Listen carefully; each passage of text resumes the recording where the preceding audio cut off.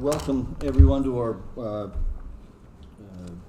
board work session, study session this afternoon. We appreciate you coming in right in the middle of a Friday afternoon. And Wiley, you probably took time off work to get here. Nope, had it off. Very good. Got Very grandkids good. waiting for me at home. Well, we appreciate your time coming in. Bruce was going to try and tie in online, but I don't believe he's made it yet. So the purpose of meeting here today is we just want to make sure we're all on the same page.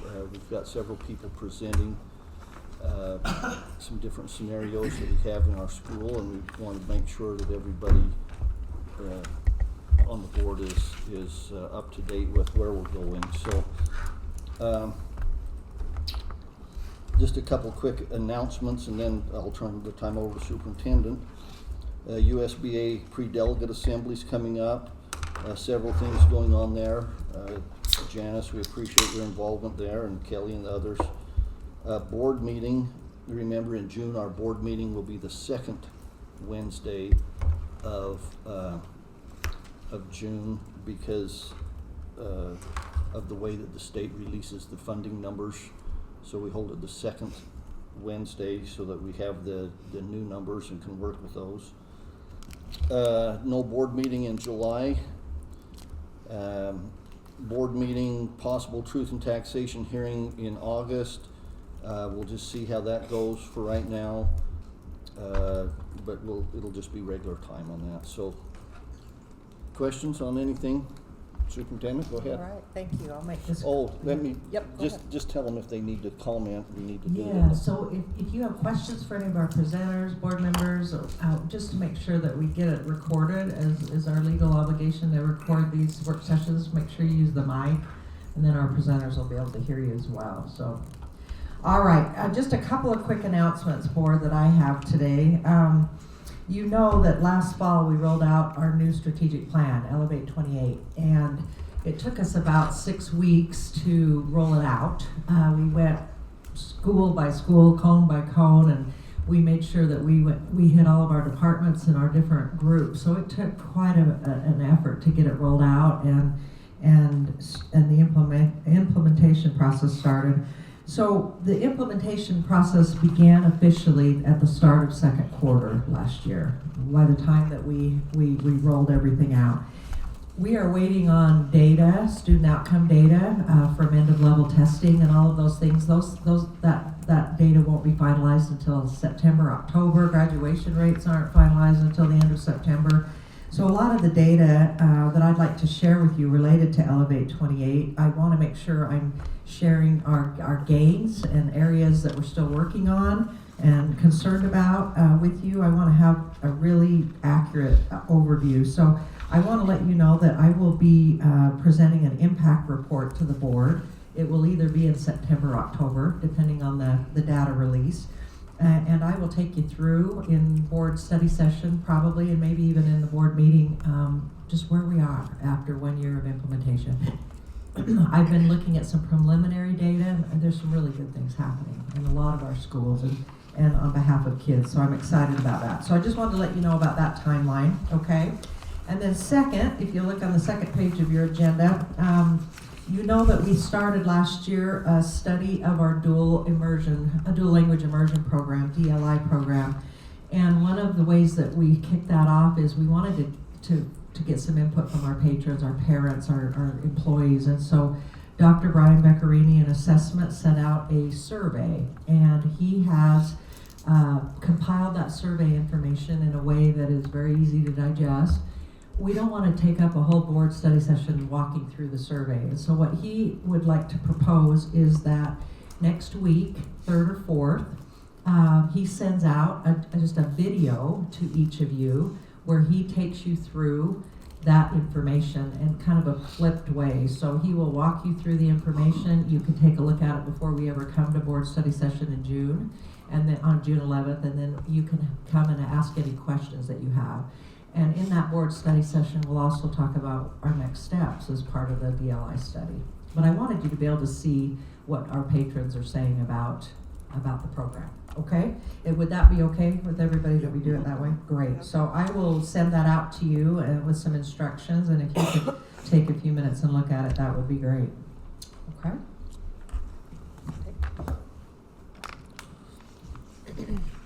Let's move on here to our first topic of discussion and turn some time over to our business administrator, Brock Mitchell.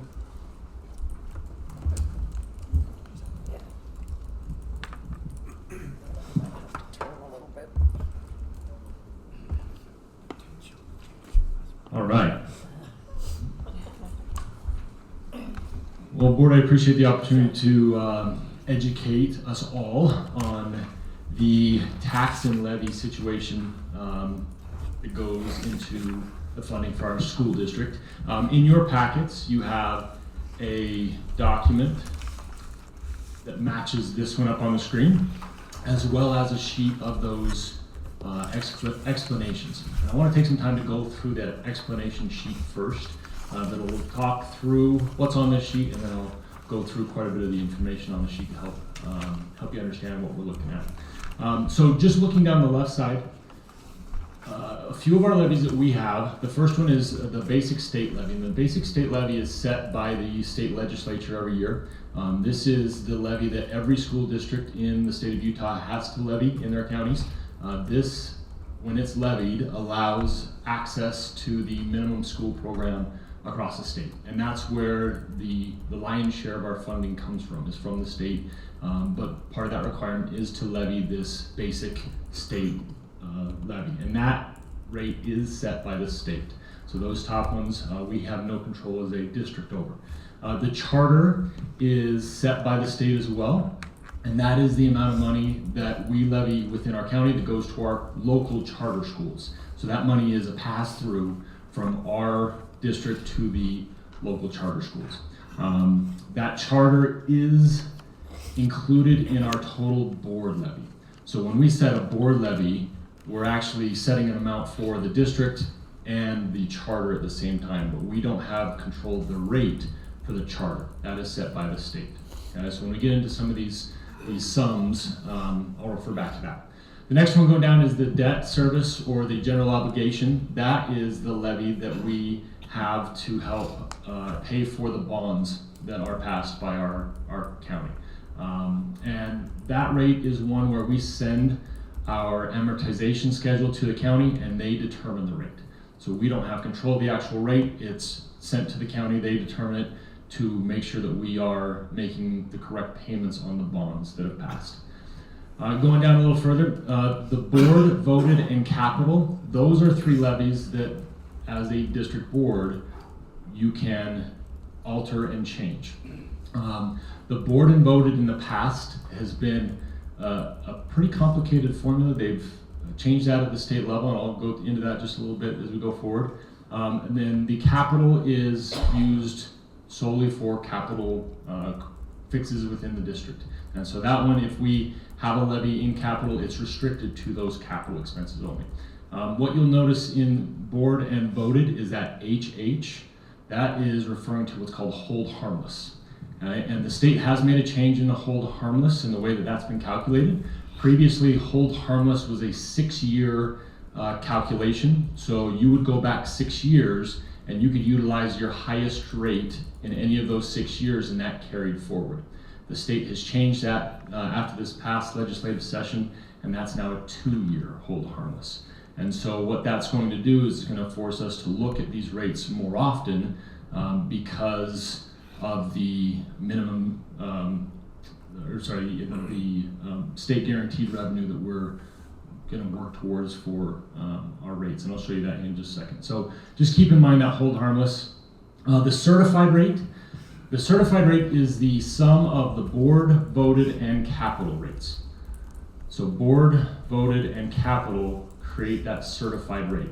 And remember, charter is part of the board. So when you're looking at the sum of those, really you're looking at the board, the voted, and the capital, which we have as a district control of, but then you also have to include that charter, which is determined by the state. Okay, so that's where that certified rate comes in. What is important to understand, and this goes back to 1617 for a reason.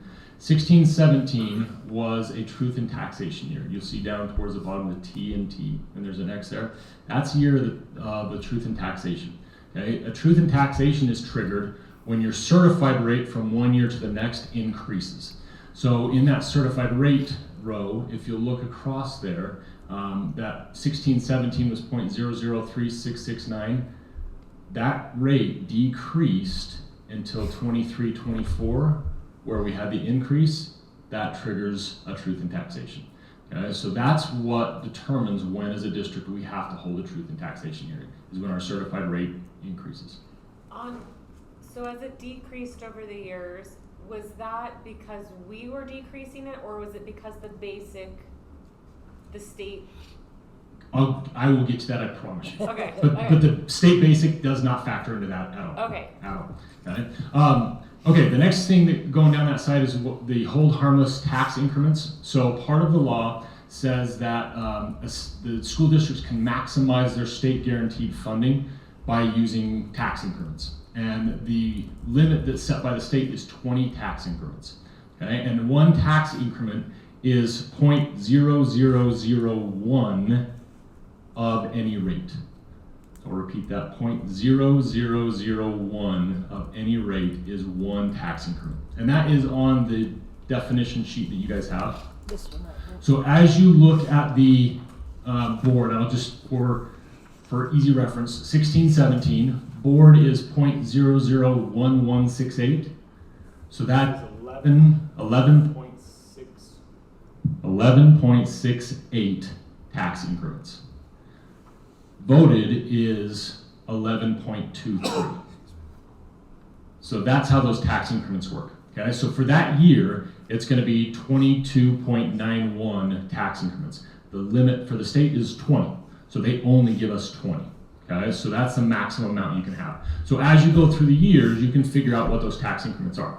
So down further, that HH tax increments, you can see the credit that we received as a district over the years. That's what was used in our calculations. The true tax increments are what would have been given to us had hold harmless not been in place.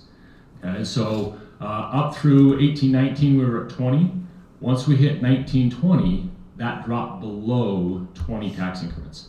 Anytime you are below 20 tax increments, you are losing guaranteed state funding, potential guaranteed state funding. Okay? And so that's where, as we talk through this, there's going to be some importance put on working our way back towards that 20. And again, I'll get to there as we go. The next row down is what's called a guarantee rate. So every year the state changes this guarantee rate. As you can see, that is increasing. That's the rate that is determined by the state. And what they do with that is they give a certain amount of revenue based on that guaranteed rate. And there's a few things that factor into that. The next thing is the WPUs. WPUs are the number of students enrolled in our district, plus there's some other factors that go in with special education, foreign exchange students. We have the small schools. There's a handful of things that factor into those WPUs, and that's where those, from 42,117, you can see up to last year, we were at 45,909. As a decreasing district, that impacts us. Right? One big change they made from 24-25 to 25-26, and that looks like it's a major shift.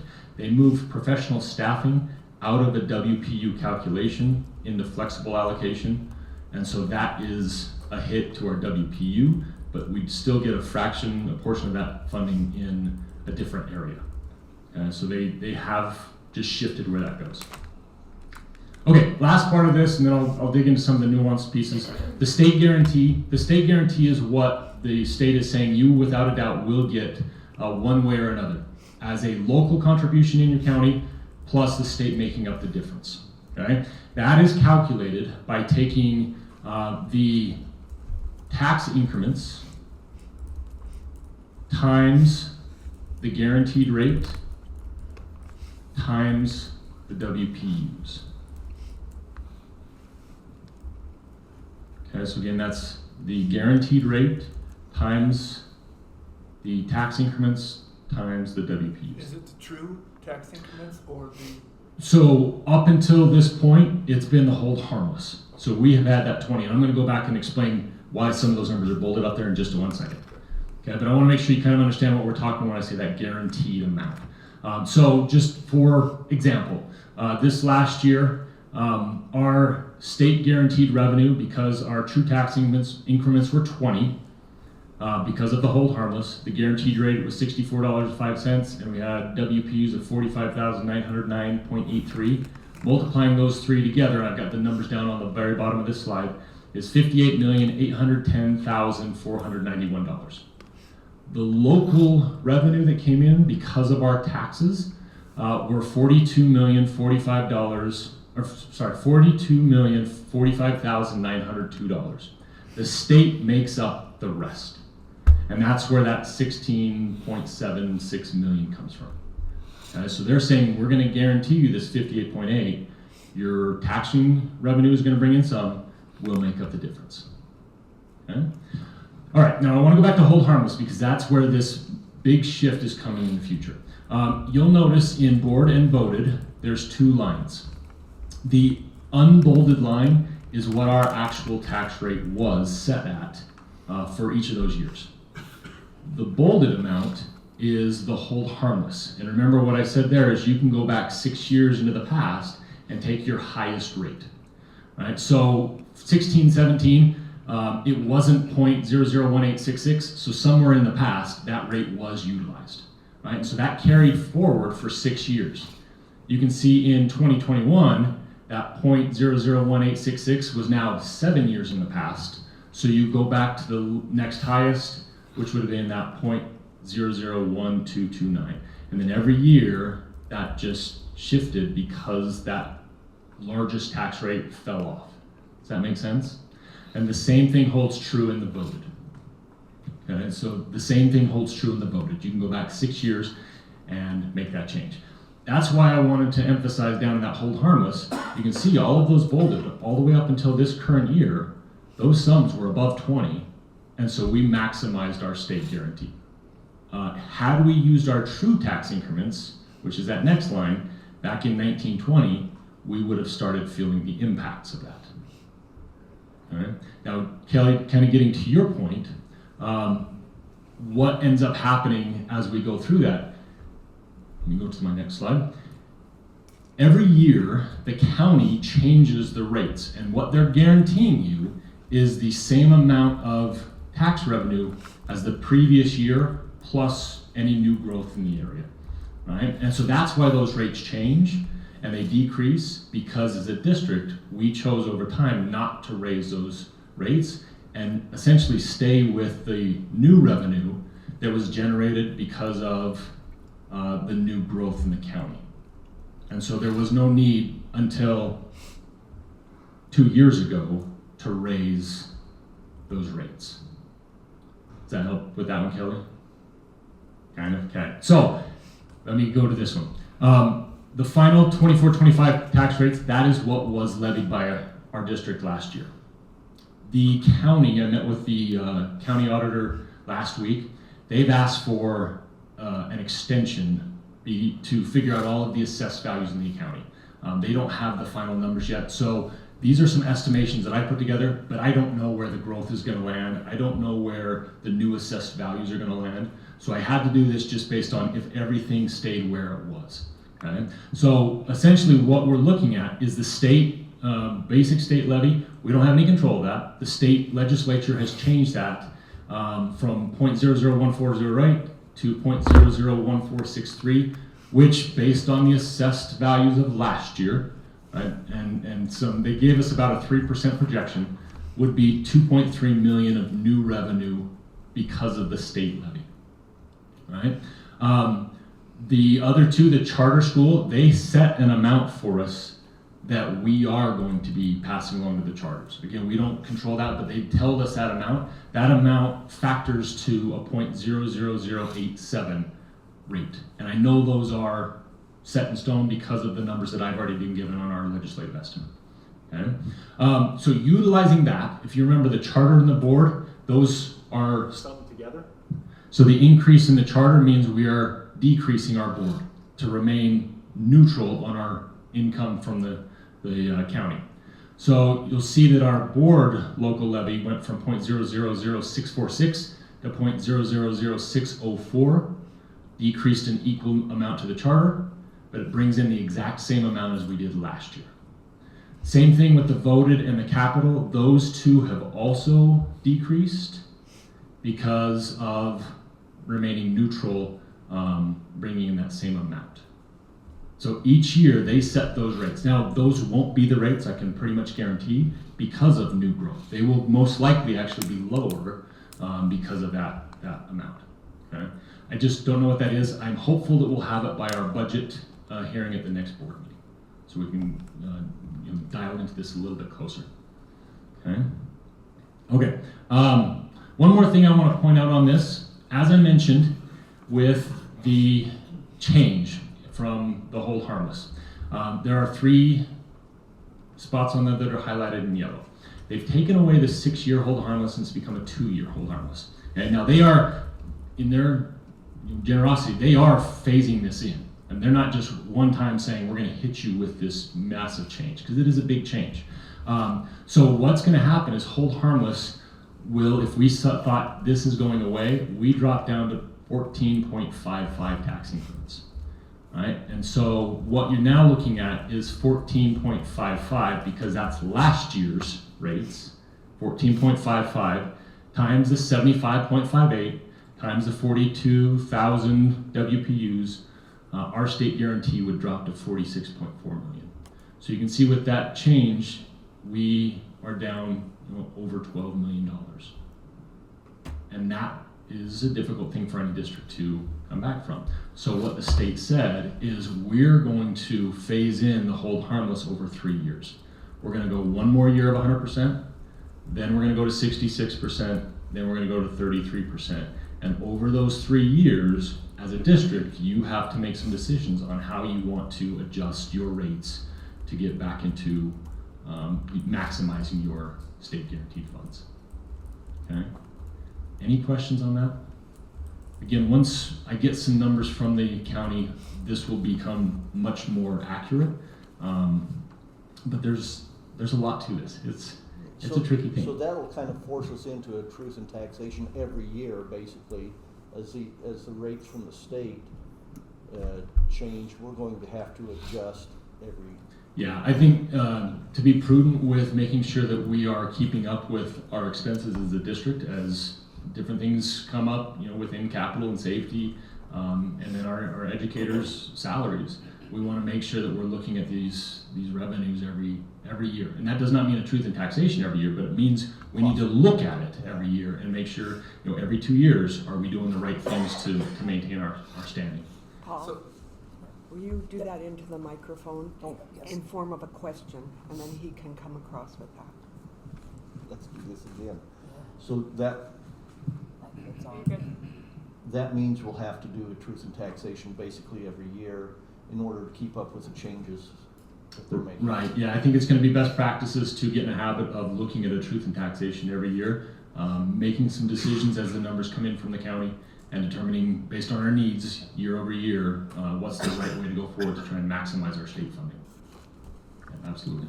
Thanks. Rob, can I ask a question? Mm-hmm. A truth in taxation doesn't always mean a change in the rate. It just means that we are reviewing it and making it a conversation. Correct. Is that Yeah, correct? That's right. We've got certain deadlines we have to meet if we are even thinking about a truth in taxation. That's June 1st. We have to notify our county auditor and the Utah State Tax Commission that we're even looking at a truth in taxation. As I've talked with multiple districts around the state, because of the 2-year hold harmless, everyone is starting to look at this. May be something we need to get in the habit of every 2 years. It's going to become something that's I don't want to say just expected, but it's best practices. We put ourselves as a district that with that declining true tax increments in a tricky spot. Those districts that have done that every year, even though they have not raised taxes in multiple years, are in a better situation because their true tax increments have not fallen to where ours are. But I don't know that it's possible. I actually would say it's probably not the right thing to do to try and make up that large gap in 1 or 2 years. This should be a phased-in thing if that's the direction the board chooses to go. So we're where we're at now because Just a of, minute, just a minute. So our 2 tax increments is where it's at now because of what we tried to do in offsetting what we're getting from the state and not going and increasing taxes. And I hate to speak for previous boards and the previous BA. I think there's some wisdom in not doing multiple tax increases over years when we don't need it, right? I think best practices is don't do it when you don't need it. But I also think that it puts us in a difficult situation years down the road. If it makes sense to time it and space it out in a logical sequence, it's probably the right thing to do to make sure we're keeping up. In no way we're trying to get ahead, we're just trying to keep up with our needs. And there's going to be years where the state gives us more than other years, and that would be a time where we can pull back on some of those things. Right? We can reduce rates if we need to. Again, the county says this is what your rate's going to be because you don't need the excess money. We're not going to put more into your coffers if you don't need it. The last thing, just in this, I think it's important to see where we fall among other districts. So you'll notice and I just went back 2 years, and I've got multiple years. Dr. Peterson kept some pretty good records on this, so I can share this as well. But you'll see in the board and voted, we are 15th out of those districts listed. Now this does not include the very small rural districts. These are more of the larger districts across the Wasatch Front. So you can see we're 15th there in 24, and we are 15th in 25. Now the one thing that's not included in the board and voted is the charter, right? And so that's why that does not match up with our tax increments from the other charter, if you're looking at those. Just remember that charter is part of that. Capital-wise, we did do a pretty substantial increase in 23. And so you can see that we jumped up into the 3rd spot there. Last year, we actually decreased the rate, but we still went up a spot. And again, different districts change their rates for different reasons. The important thing to realize, though, is we're looking at certified. The sum of those 3 rates is what determines whether or not we're looking at a truth in taxation. So certified rate-wise, we're 11th and then 12th. On both of those charts, you'll see in the green is those districts that are above that 20 tax increments. So a majority of the districts hold themselves within that 20 tax increments. And then just something to be aware of, and just kind of a point of interest in numbers. If our district and our board and voted was just the average in 24, that would have generated an additional 15.4 million. And if it were average in 25, it would be 17.2 million. And that's just going to average. Now, again, that may be much higher than we would necessarily need, but just wanted to show what the average would be across the state. And then if we just went to the next district above us, just a slight increase, which is cash, you would see that that would increase by 4.4 and 3.4 respectively over the last 2 years. Okay. So I know there's a lot that goes into tax rates, and I'm happy to answer any questions, even if it's you want to come in and we can sit down and talk about them a little bit closer. You guys know I'm relatively new to this, so I'm still learning a lot myself and figuring out the strategies around this. But I want to make sure that you guys have an idea of what we're looking at before we look at kind of our next steps. thank you. So, Rob, Jan, who's the just a minute. you said we had to indicate interest by June 1st. Yes. Have we done that? We have. Thank you. I've let both groups know, and we do have that scheduled.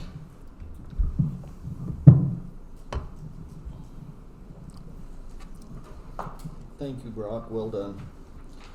Let's move on with some capital and maintenance needs I don't think With- he's picking it up. with Larry.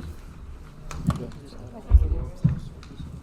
is. Capital and maintenance needs with Larry Hadley, our facilities director, please.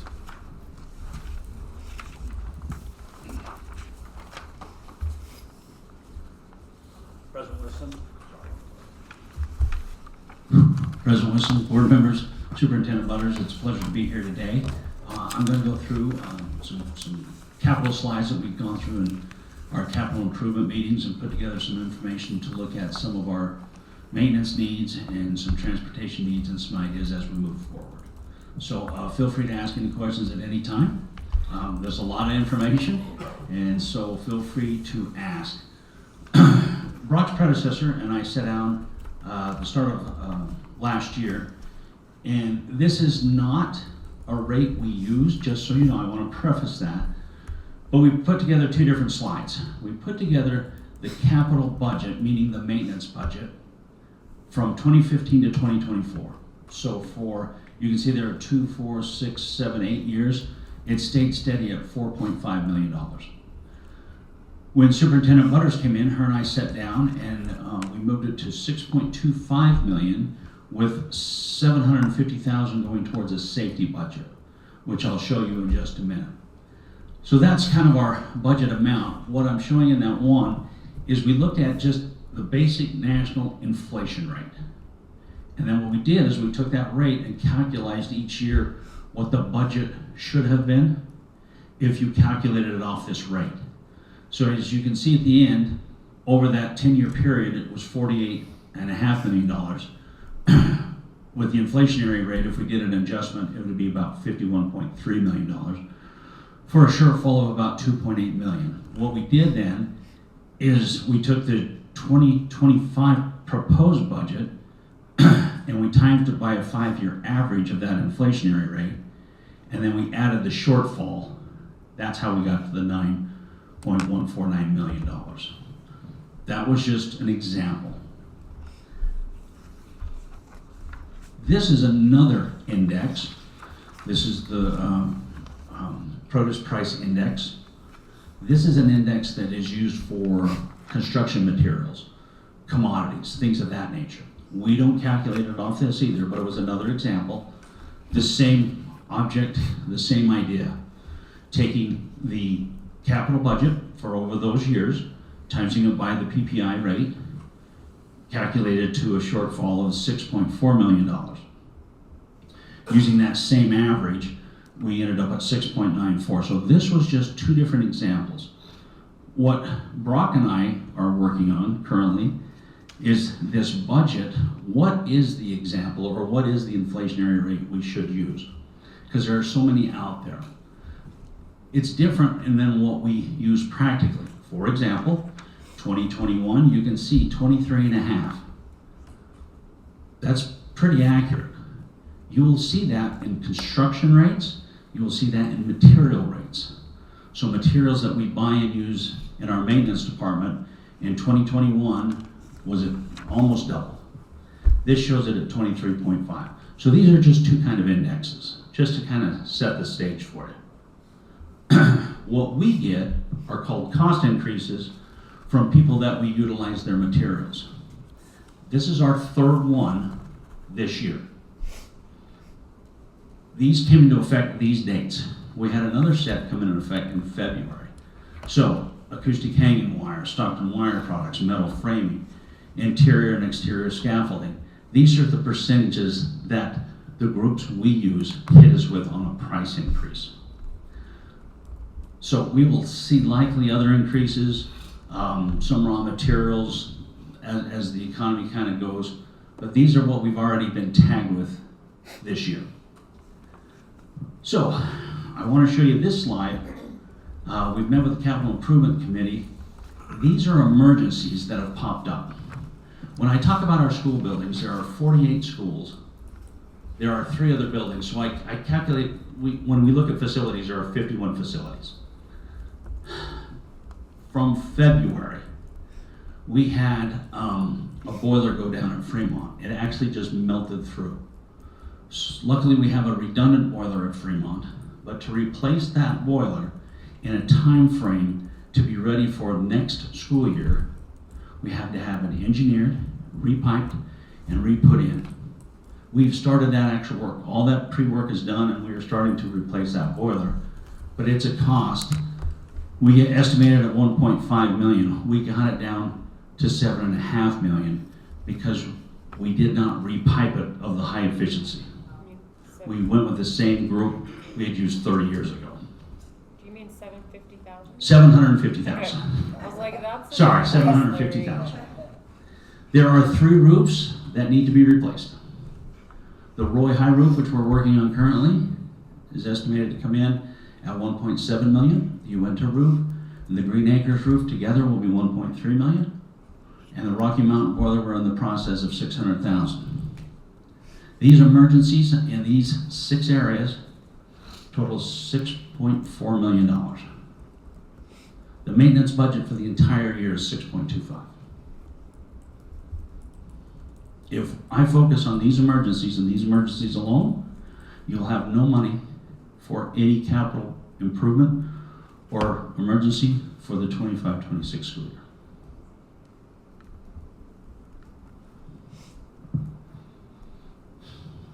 Departments, schools, have sent in 329 budget requests already for the next school year.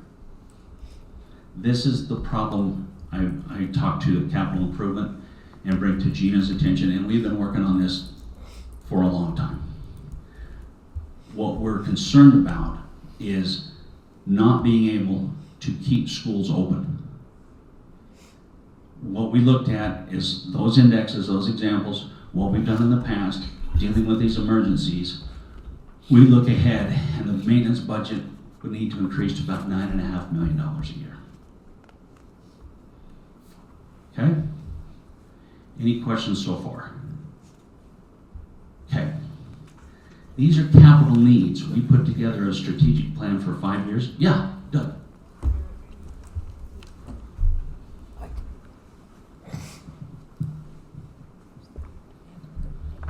We have, Yeah. we have listed there 6 schools. Is it probable that during the course of the next year or so, there could be other emergencies? Because we have 48 buildings. Yes, sir. And it's Ye- possible you could have more emergencies crop up. That's correct. Sorry.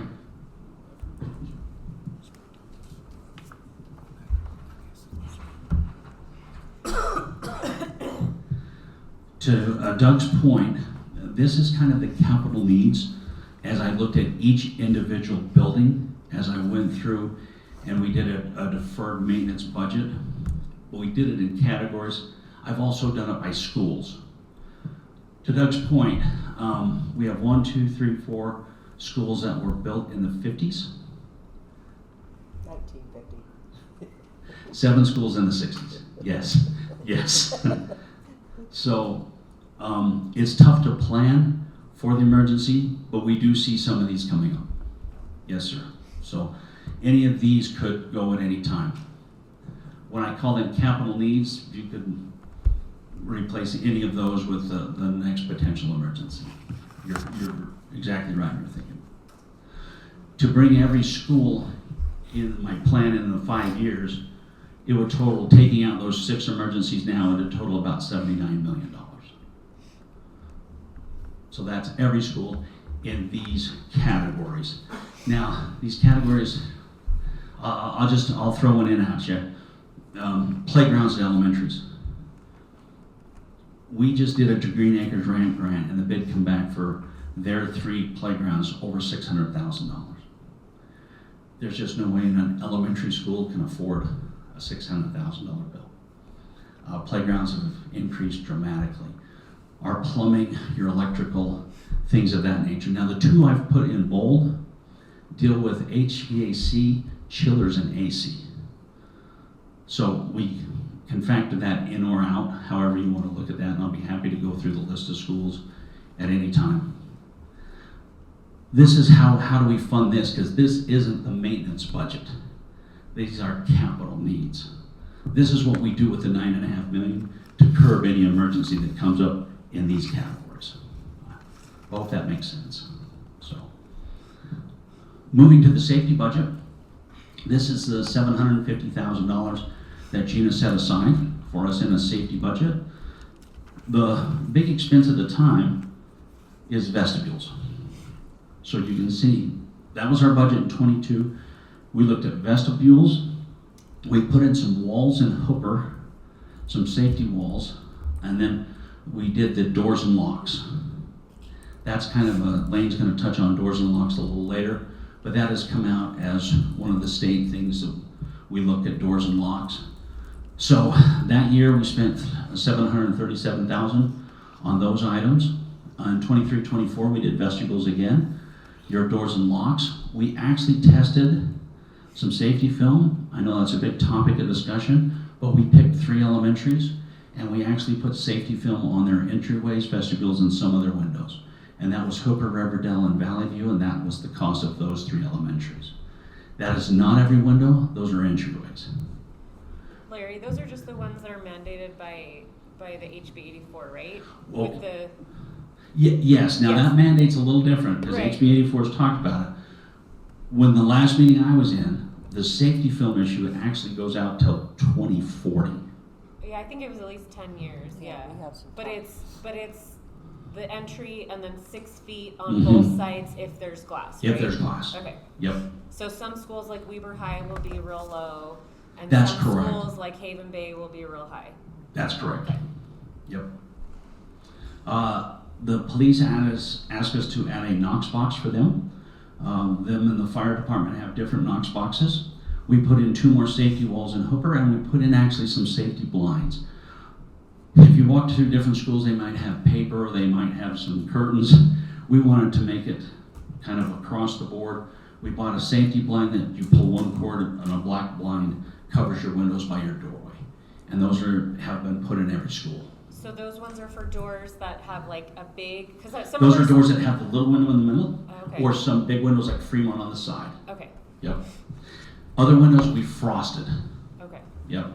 We had some windows out there where they're odd shapes and sizes where we just frosted them. Now, did those have to have the ballistic glass on them if they're on a school, on the classroom door? Yes, okay. You can see in the 23-24 we spent $1.2 million. And you can say, well, you overspent your budget. Yes, we did. The rest came out of the maintenance budget.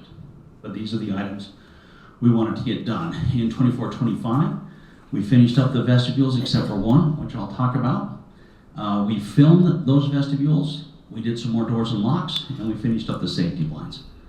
So you can see in the 3 years, we had a budget of 2.250, and we experienced a little over 2.4 million. So do we have our safety blinds done in all the schools then? Safety blinds are done except for our new builds. Okay, Yep, that have been ordered. Yes. okay. CO detectors is also an item I did not list on here, but we're working through the list of the CO detectors in every school. That was a state mandate. If you're wondering what vestibules were done, we did these in 22, 23, 24, and 24, 25. They were bigger because you'll all see the secondary. And then these are the vestibules we did pre-22. So these are before we even started 18, 19, 19, 20, 2021, and 2022. And you said we're done except one school? One school. Which one is that? Oh, next, I'll take the sorry. question, I'll do the next slide. I'm sorry. Will you go back one slide, Sure. Larry? One more. Yes, sorry. sir. Of those expenses, those safety expenses, those have all been mandated by the state that we do those. Doors and locks, Uh-huh. the curtains was us, and the vestibules would started before us, but to get the single point entry, yeah. So just quick, I know Lane will get in more depth. Mhm. What percentage of that $2.5 million was mandated by the state and probably not funded by them? I would go across on all your doors and locks, so I would say close to $1 million of that Okay, was probably just a little less than half. thank You you. bet. And your film, and the. And the film was awesome, but it will be mandated. But the film is mandated? Yes, Yeah. yes. We just went through 3 different companies and tested it. Okay. Thank you. You bet. Any other question?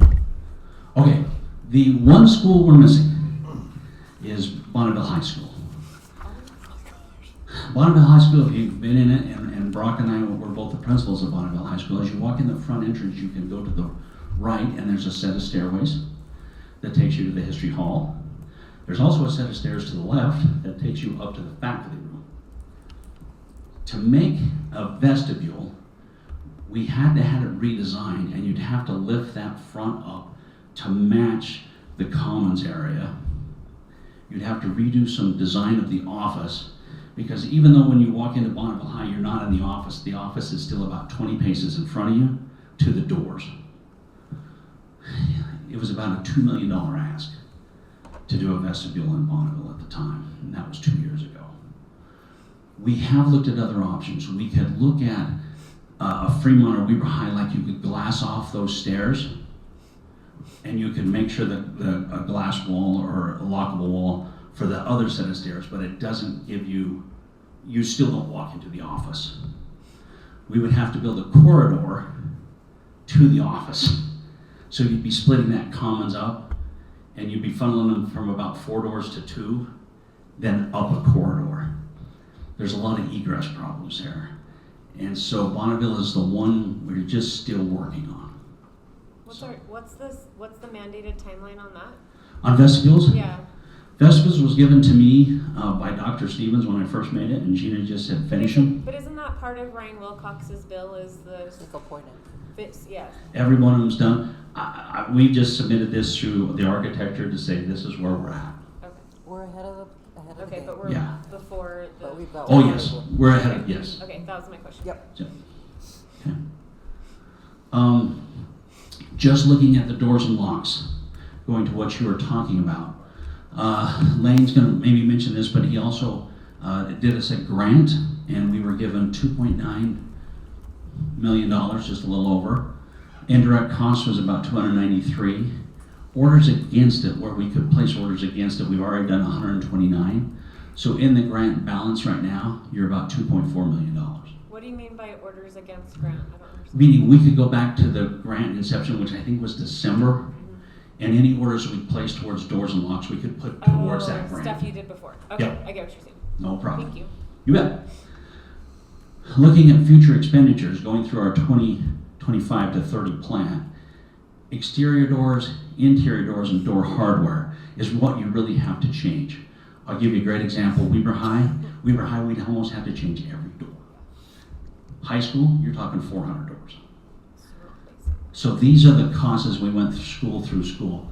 We appreciate the $2.9 million grant. To do all the rest of our doors and hardware is $18 million. So that's where we're at. These schools on the bottom, that's the ones we are working on right now, and it will take us 1 year to finish Weber High. Just the pure amount of doors, but we're working on those 6 schools as we speak. So that kind of gives you a look at that safety grant. So I know Gina had listed one last issue. You're fine. Yep. We just wanted to touch on this. We have 2 different types of buses in our fleet. We have internationals and we have Bluebirds. We have 93 Bluebird models and I think 95 international models. We were informed by International that they will not be making that type of bus anymore, nor the parts. So we have 95 buses that are going to become obsolete. They are rear engine buses. What we're looking towards is, okay, how do we replace those? So we sat down with Brock, a couple of ideas. We receive about $2.3 million a year for bus purchases. That buys us anywhere from 10 to 12 depending on the price. To replace the 95, we'd have to go up to $7.5 million for 3 years and purchase 30 to 32 buses a year to replace the 95. We are right now cannibalizing the ones that run with or the ones that don't run or have been wrecked with the ones that are continuing to run. We run 153 routes a day. That is not the field trips, that is the routes to school. That's just an option. Option B, we could go a little further and go $5 million a year for 5 years and get 20 buses. It's just a matter of we got to keep the buses on the road. So that's just an issue that's come up recently that we just wanted to talk about. So that's kind of an overview of the capital needs, safety, and everything that fits under the maintenance. I'll come back on the next part. Thank you, Larry. We're glad you have a little farmer blood in you and you're used to cannibalizing international. Yes, sir. Yes, sir. Lane Findley, go ahead, please. Right, Board. Appreciate Larry. He actually covered some of the things that I have. In your packet is a summary report related to all things safety and security. And so it outlines a few of the things that I'm going to highlight. I first want to compliment and acknowledge our previous boards and those of you who have served for many years on our district being very proactive when it comes to school safety and security. The hype right now is, HB 84 and all the state mandates. We started this journey about 8 years ago, before there were state mandates, before there were requirements.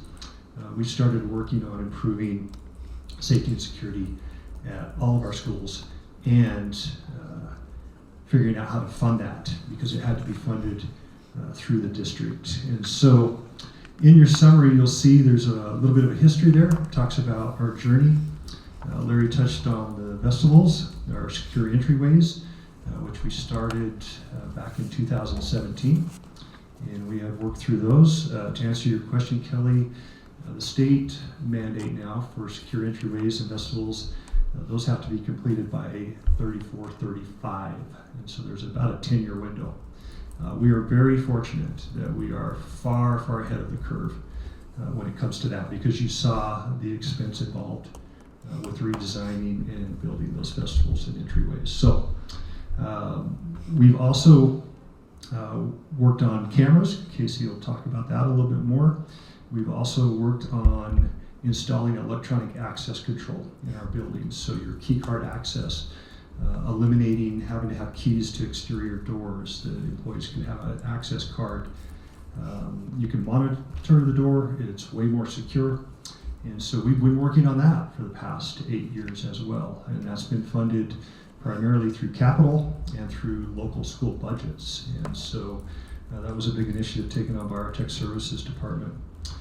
We started doing safety assessments about 3 years ago at our buildings to really identify the needs of each school building. And I won't go into all the specifics of that, but we identified some priorities. And one of those priorities is classroom door locks. They are referred to often as the Sandy Hook lock. Traditional schools were built with classroom doors that could only be locked from the outside using a key. So if you did not have a key, you could not lock your classroom door. If you did have a key, you would have to go out in the hallway and manipulate that lock. And if you can imagine in a high stress situation, what that would require. And so we identified that. There was a lot of work that went into that with our district safety committee, and we started to switch out our classroom door locks about 3 years ago. And we now have a lock that's designed to be locked from the inside by the push of a button. So interesting enough, that's now one of the new state mandates that went into effect last year. So we've been ahead of the curve on that, but as Larry pointed out, that is a big expense. Yes, Kelly? So as part of the door locks, some schools will have to replace the whole door. Is that what you're saying? Yes. Okay. Depending on the door and what's required to switch out that lock. So. And then what's the deadline for the mandate on the door locks? Is there a deadline? Let me look. I got it listed as far as. Well, you're looking that up, Lane. It's interesting. I just bought a steel frame door yesterday, 2 days ago, $2,800. 4 years ago, it was about $1,400. They've doubled in the last 5 years. Yeah. The cost of them. And that's pretty much everything when you look at just inflation alone and construction expenses. Everything's almost tripled or doubled depending on the cost. So, like I said, we've been very fortunate. We've been working on this for many years. So, Kelly, I'll find that We got it. as we get. 2029 to 2030. Yeah, there's certain deadlines that have been set So by the 5 state years. for certain security upgrades. So, we also worked on our emergency kits for classrooms. Our school buses have had 3 different camera systems. We've been trying to consolidate into one system. And then the big one that Casey will talk about is audio enhancement, which are panic alert devices. That is also a state mandate. It's also something that we started working on years ago with a system called audio enhancement, and Casey will go into more details regarding that. As far as the legislature, 2 years ago, this got really serious with the state. So basically, to sum it up, Every school district was doing something different when it came to safety. Some districts were doing a really great job, and some districts maybe not so much. So the state came in, took control, and said, we're going to mandate school safety and security. It's going to run through the state, and we're going to consolidate, have a uniform system, we're going to have standards and requirements. And so that is the new law, and that is what we're working towards right now. So there's things that we've done a really great job on, and there's things that we're going to have to work on. And I'll talk a little bit more about that. Larry talked about the capital improvement fund. The board raised some additional money to help fund some of these safety and security upgrades. And then again, the legislature passed, and it's pretty comprehensive. There's a lot of different requirements when it comes to safety and security. So briefly, I'm going to go over funding real fast, just so you know that we have explored and tried to capitalize on every funding opportunity that's been available to us as far as grant money. We received $1.94 million through a school safety grant in 2024, and this was used primarily for panic alert devices, audio enhancement. We had COVID money, ESSER money, which could be used for some specific things related to learning. We used $850,000 out of ESSER 2 and $1.85 million out of ESSER 3 for audio enhancement and panic alert.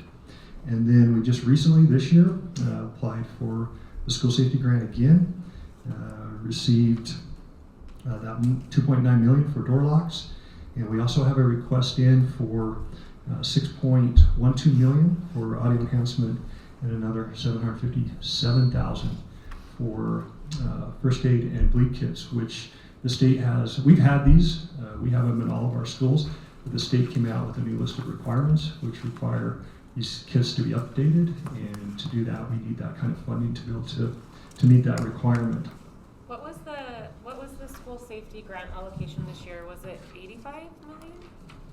Or was it 25? I'm just making numbers up. Yeah, so there was 100 million. The USBE School Safety Center had about 50 million to allocate, and then the School Security Task Force has the other 50 million. So we got 2.9 out of the one from USBE, and we're still waiting for funds to be allocated under the new safety grant. So we're hopeful, because if we were able to get what we asked for, it's a considerable amount, and it would really help us out on the panic alert device component of that. So on the back, I won't go through all the different requirements, but HB 84 and a couple of other pieces of legislation require schools to be in compliance with safety and security mandates, from entry points, classroom locks, panic alert. The one I will highlight, though, that I will talk about is the requirement to have an armed person in every school. And that armed person can be an officer, private security officer, or a volunteer school employee who wants to carry concealed with the intent of engaging in an active threat. That is a requirement that went into effect when the law went into effect, and we are trying to work towards compliance. We have SROs, school resource officers, in our secondary schools. We do not in our elementary schools, and so we're exploring how do we come into compliance with having somebody armed in all of our buildings. Yes. Have we filed for the exception, or what is it called, where you can? Yeah, there are certain exceptions, and not to get too far into it, but schools with low enrollment, so under 350 students, if they're in close proximity to another school within a quarter mile, there's an exception can be granted. We have applied, we did receive a few of those exceptions. So, but the vast majority of our schools, especially at the elementary level, we're going to need to have guardians, and so we're going to have to figure out how to fund that. You'll see the deadlines listed in your packet as far as when we are supposed to come into compliance. I'm going to tell you the security film is a big one. It is a big expense, and we're a Class 2 county. We have 10 years basically to come into compliance with that, and I'll talk a little bit more what that is going to include as far as being able to meet that. Lane, before yeah. we get too far away from the guardians and the SROs, will you kind of explain the funding on those, how we're doing it right now, and our agreement with the Weaver County Sheriffs and other entities that we deal with. Yeah, certainly, and that's last page of your report there. I didn't So, see it. yeah, no, we're there. You're great segue. So we're going to have one of those options, and we're going to have to figure out how to pay for that and how to fund that. And I'm going to tell you, it's already challenging. I'll give you a little bit of background. Historically, school districts and law enforcement agencies have split the cost for SROs, for school resource officers. We pay 50-50. They've funded half of it, we funded half of it. 3 years ago, the sheriff's office came to us and said, we want you to pay 100% to have officers, deputies in your schools. We went through some negotiations, and we were able to negotiate that to 70-30. So we are paying 70% of the cost of those officers, and the agencies are picking up 30%. Just to give you a perspective on how that changed our budget for school resource officers, with the addition of Westfield and Mountain View, because we had to add new officers there, we have gone from paying $46,000 per officer to $88,000. You factor in the 2 new schools, our overall SRO budget went from $633,000 to $1.4 million. And that's been a phased-in 3-year period.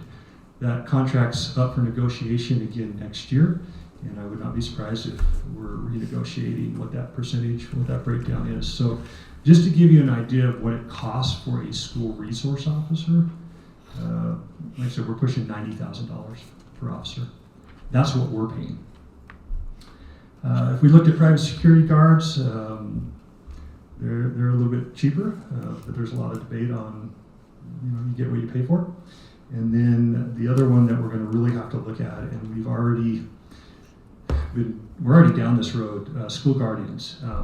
We haven't had a ton of interest from school employees to want to be guardians, probably because it's a volunteer assignment and there's no real incentive in it.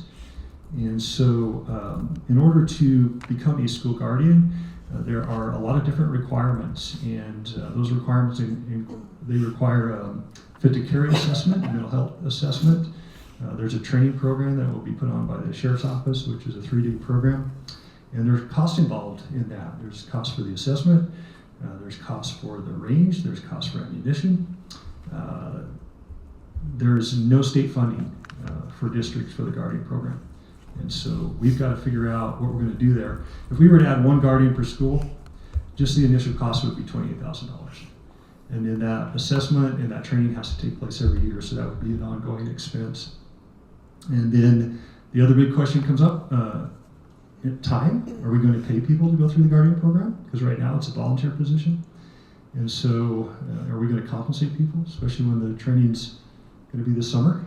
And then the other question, and other districts have been exploring this to incentivize the program. So districts are actually offering a stipend for employees to increase participation.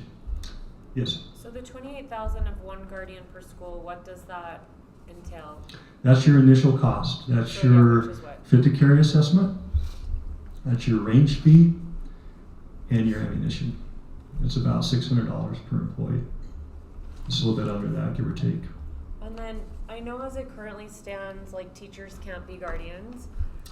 Have they allowed for a waiver on that? They've relaxed the Okay. requirements a little bit, and so there is a program for teachers, though, the Educator Protector Right. program. Yeah. And so it does bring up a lot of questions on, do we want teachers leaving the classroom to be guardians, or? But it is a possibility. If we opened up the possibility of teachers being guardians, would we have more interest? Because I just feel like our biggest problem at the elementary level is like, who could that guardian even be, right? Mm-hmm. We don't have the full-time employee who could even be the guardian. I know that's the huge, unless we hire people just to be to be something and a guardian. Have we explored that, or have we explored getting a waiver to have a teacher? Yes, the law's written a certain way, and then they've relaxed that. Right. And so we put out our initial interest. We've had some employees, classified employees, and some administrators who have expressed interest. And so we have a group that's set to go through this next training, hopefully in July. And then the thought is to open that up if there are others, specifically teachers that may be interested in it. How many people do we have right now going through that process? So we actually, the state prohibits us from giving details Okay. on safety and security measures, so I have to be a little bit careful, but I will say that it's been minimal as far as the interest, so So not enough to hit all our elementary schools. that's probably a fair assessment. We Okay. would need additional people, yes. All right, towards the end here, just so you know, just to kind of summarize, again, I compliment the board and previous boards on being proactive in funding school safety.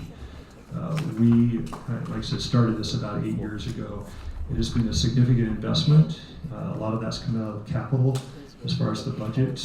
And so we have been on a great course. The challenge we have now is that there are state required safety and security improvements that we have to make, and these are pretty significant when you look at the investment and the dollar amount.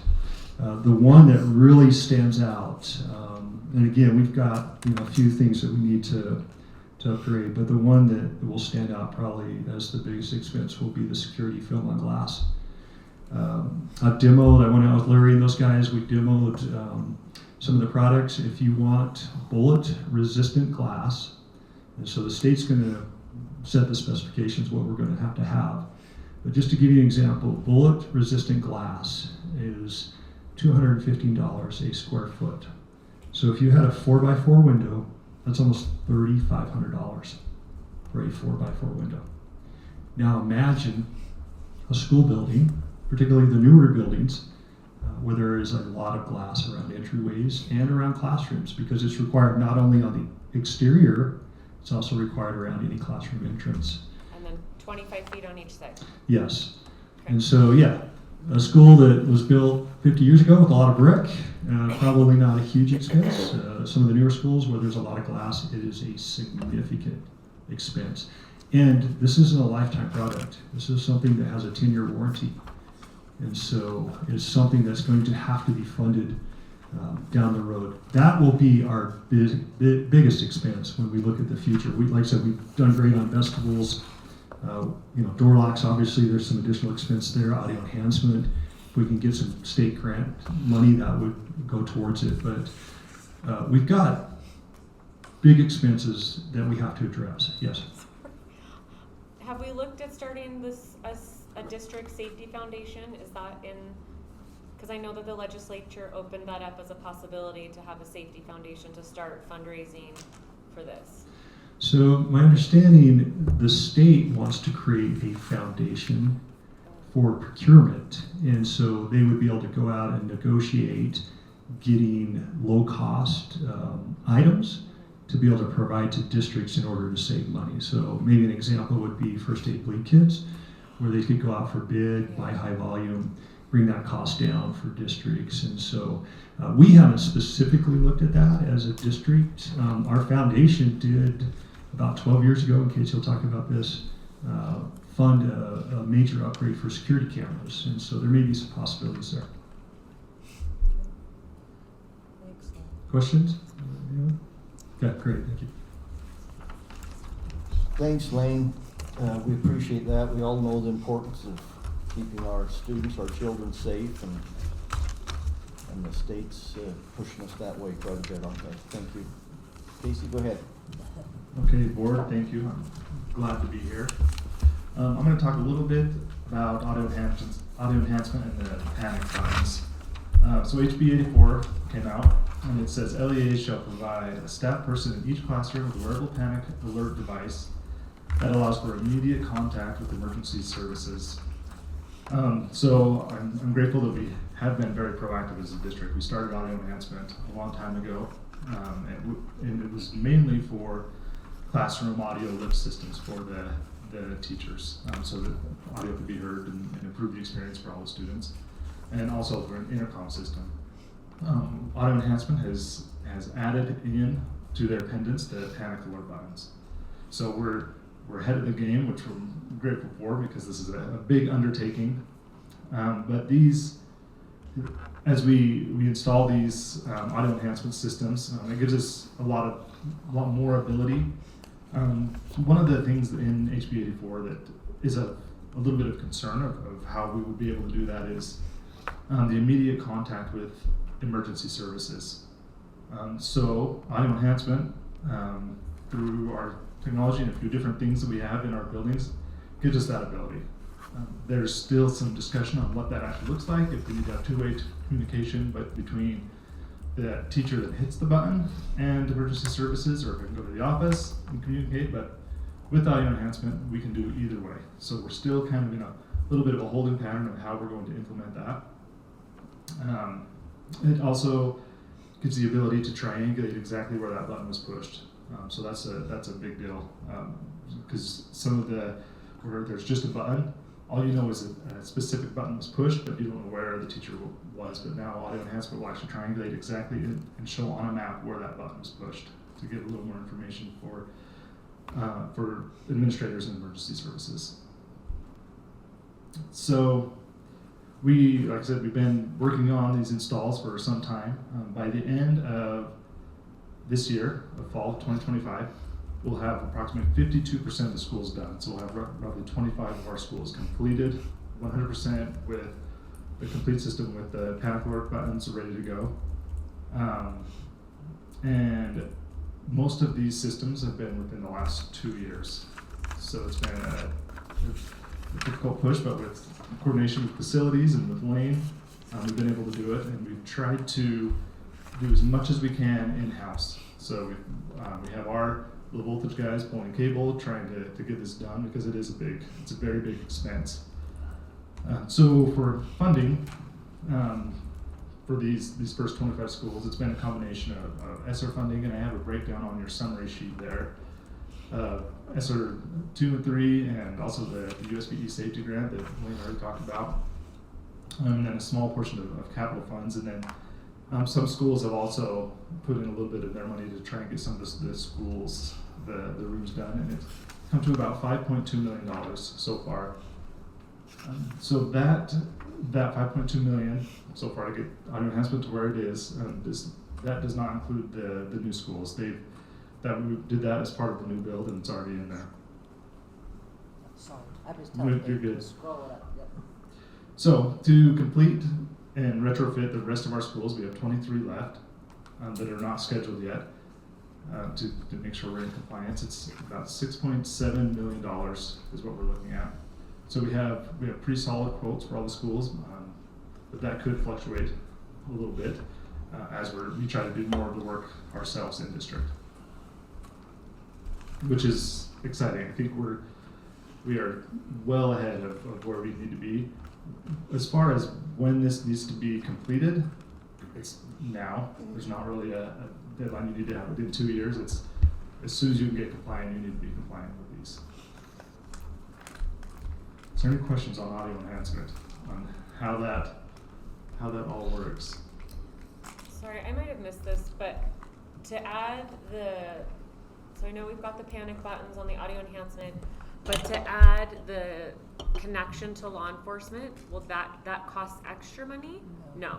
Okay, so that's just part of the audio Correct. enhancement. Yep. Already part of the package that we've paid for, and Yep. perfect. Yep. It'll give the abilities for either the teacher to contact them directly, or go to the office and then have the office contact them. Okay, so is that probably the most common way, is for the teacher to contact the office and the office? Is that how it's mainly set up? Or That's is it... how I would like it set up. Okay. I don't feel about common way. Okay. We've met with dispatch. We've met with a lot of other districts. Everybody's trying to figure this out right now, and we're waiting for a little more information from the state of actually how they want us to do that. Okay. And then my other question is, so like, let's say a teacher hits her panic button and you're going to the office. Does that pop up on a computer? Does that pop up, like, how does that Correct. Yep. work? Okay. Yep. So they actually have two buttons. So they have one that's I just need to notify the office, and I need some help from the office right now, and that just goes to a screen in the office. Okay. And then the panic alert button, where they actually have two buttons and hold them for about 3 seconds. Okay. That's like, hey, right now we need dispatch, we need officers rolling right now. And that'll notify the office, and then either just trigger something with dispatch or actually start that communication with them. Have we had good outcomes with that? Like someone's in the office, they've been, everything's been contacted, so we haven't had any problems with making connection to law enforcement? No, Okay. no. So that portions of it is going really well. Okay. Lane can attest. We put a monitor in his office with all of the alerts from all the schools, so he gets to see all of those. And it is working. It is Okay. active. We haven't had any where they hold the two buttons in and it's like we need to roll right now. And like nobody's in the office except for Yes. students or something, okay. Correct. Yep.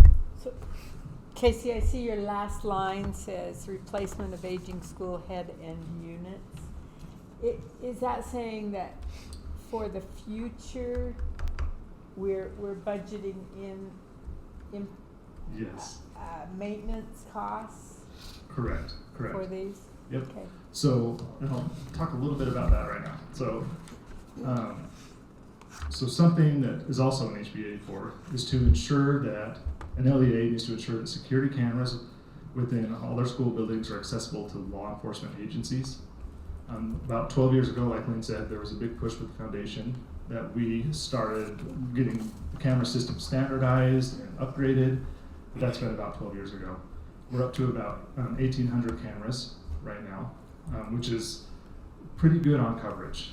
I say pretty good because when we first started, we had kind of a minimum amount of cameras that we started with in elementary, and junior high, and high school, and we'd get a lot of requests for more coverage, and that slowed down. Now those requests are a lot fewer, so schools are getting the coverage that they need. But we're to the point where the cameras that we initially installed 12 years ago are 12-year-old cameras. So there's upgraded cameras, we can get better coverage, better quality. So I put a note in there. We have about 452 that are 11 plus years old cameras, and approximately about $345,000 to just replace those right now. And it's just something we need to look forward to. Those cameras are working. They're not new, but to get something upgraded before it fails, we need to start thinking about those things. And those head end units for the access control, we started access control in every building with one door, and schools have since expanded and added more doors, so we have the main door covered. But those head end units are also, that's been about 12 years ago. We need to start thinking ahead of, okay, now we need to start retroactively or proactively replacing these before they start failing. What about the audio enhancement? So that's the same idea. So we're still new with just about all of our buildings. It's still new, so we don't need to cross that road yet, but it will come. We'll have devices. We need to plan for that. We need to plan for that. Absolutely. Casey. Great job. Thank you, Derek. Thank you. Brock, let's go ahead and do that next portion, and then we'll take a break for a few minutes.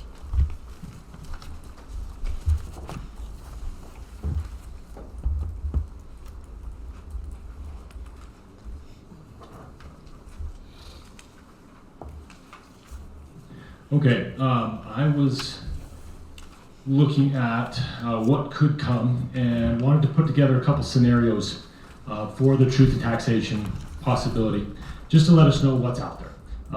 These are scenarios that will get much cleaner and clearer once the county updates their information. I wanted to just remind you of this chart. The estimated 25-26 rates, those are the rates that would be given if all things were remained the same and we were not increasing the amounts. Okay, so that's something that I wanted to kind of reference back to because it plays into these scenarios. So I threw a couple scenarios together. And so this first scenario is no changes to our rates at all. Right? We just stand pat and stay where we're at. Okay? So you can see there on the left-hand side, it gives you the guaranteed rate, our two different levies, our combined amount, the number of WPUs, tax increments, and then the total. So that total is the amount that would be guaranteed by the state. Now, if you remember, the state is allowing us a couple-year grace of hold harmless. So they're not going to just drop everything on us right now. So the local amount would be the 36 million that comes in from tax revenue. That is the same as it was last year. That's no change. The state formula, based on the changes they've had, would be the 8.17 million. The state excess of 8.586. What they did, because of that 3-year step down, said we're going to guarantee a certain amount, and our certain amount for this next year was 10.3 million. So they're going to guarantee us up to 10.3. Now, because the difference in the state formula and the state excess that's needed is less than that, we don't get the full 10.3 million. Right? They're going to just give us the amount that gets us to that maximum number. Okay, and so if everything stood where it's at, that's what it would be. The new funds coming to the district would be 2.3 million. That's what I showed earlier, just simply the basic rate. The charter board cancel each other out. The voted capital cancel each other out. There's no new funds there. The on the right-hand side, a lot of that stays the same for the next couple slides. This is the projected numbers. Again, this will clear up as we get going. But $25 billion is the assessed values within our county. The charter allocation that we have already been told by the state, this is what's going to be going to them, is that 2 million. The state guaranteed is the 58. That's what we got this last school year, current school year that we just finished up. And so the impact on homeowners, if we did nothing, would be a decrease in their tax of $25.5 or $25.54 for the year. Now again, I have to emphasize this is just an estimate. We don't know what the assessed values are. We don't know what the new home average is going to be. This is an average of $528,000, which was used last year. And so this will shift. This is just kind of a projection. The second scenario does not change a whole lot, but I want to point out one thing that does change. We have some salaries that are coming out of the capital that we can't pay out of capital, so we have to shift those.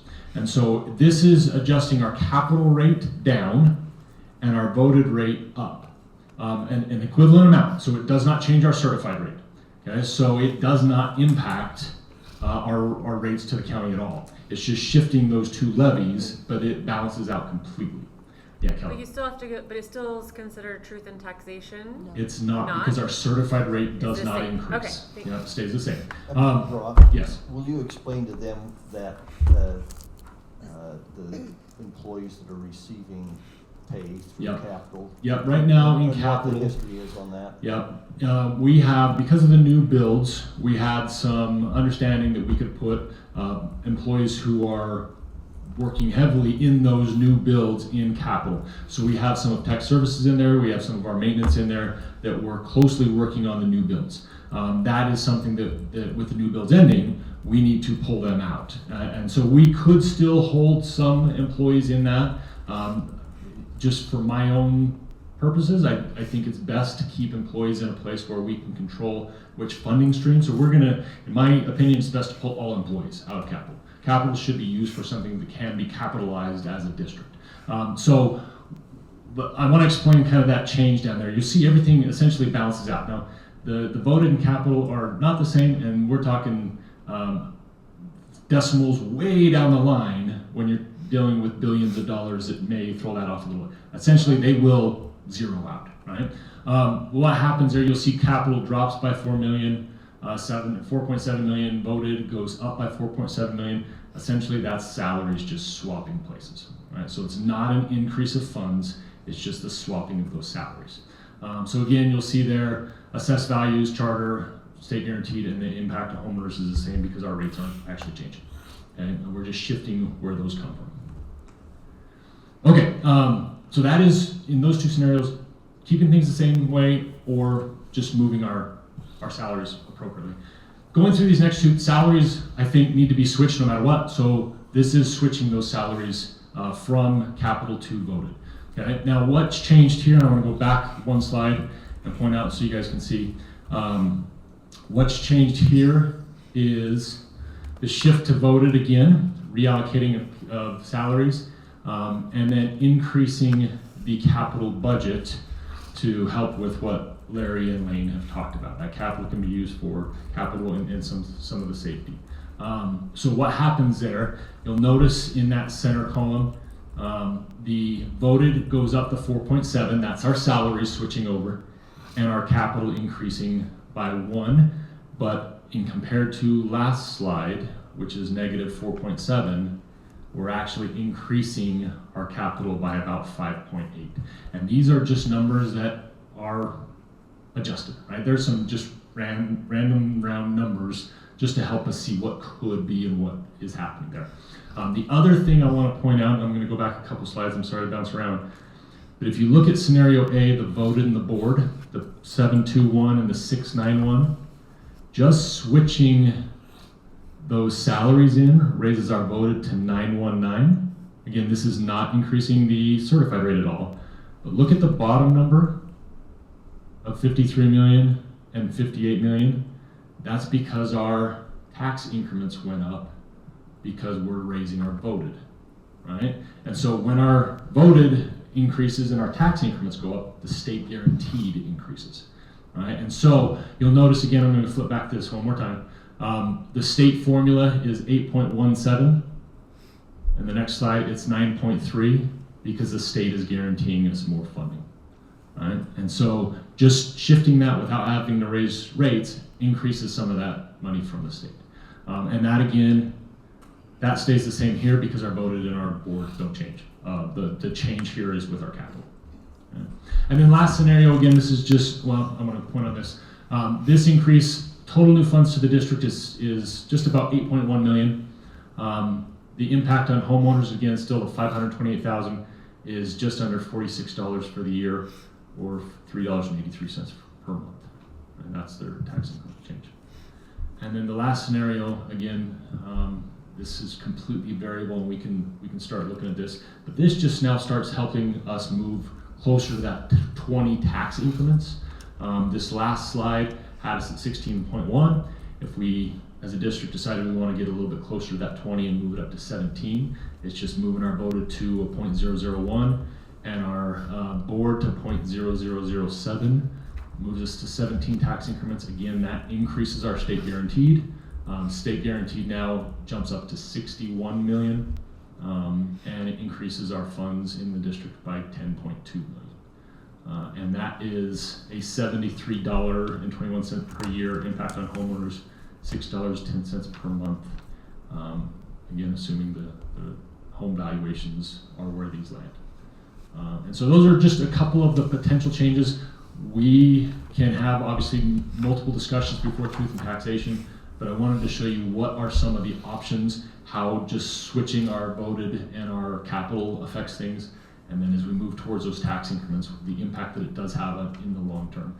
If we weren't to move this at all, multiple years down the road, you see the difference of 53 at 4.12 tax increments versus 61. It becomes pretty substantial pretty quickly. And the state will eventually get rid of that hold harmless help, and we will drop back down. And we were at 20 tax increments this year? Correct, because of the 6-year hold harmless. Yeah. Any other questions on this? Not right now. Okay. Great job. Great. Thank you, Brock. Let's take a break here for about 10 minutes, and we'll start up again at 25 after the hour. Thanks. Go home in time to cut the lawn. That's what I'm doing. Thank you. How'd you know? Well, I started mine this I morning, did but I too. didn't get it all done. Do you think I will go? Can I grab another water in front of you there? You need Oh, another water? hello. I'll get. I've got one right here in front of my face. Thank you.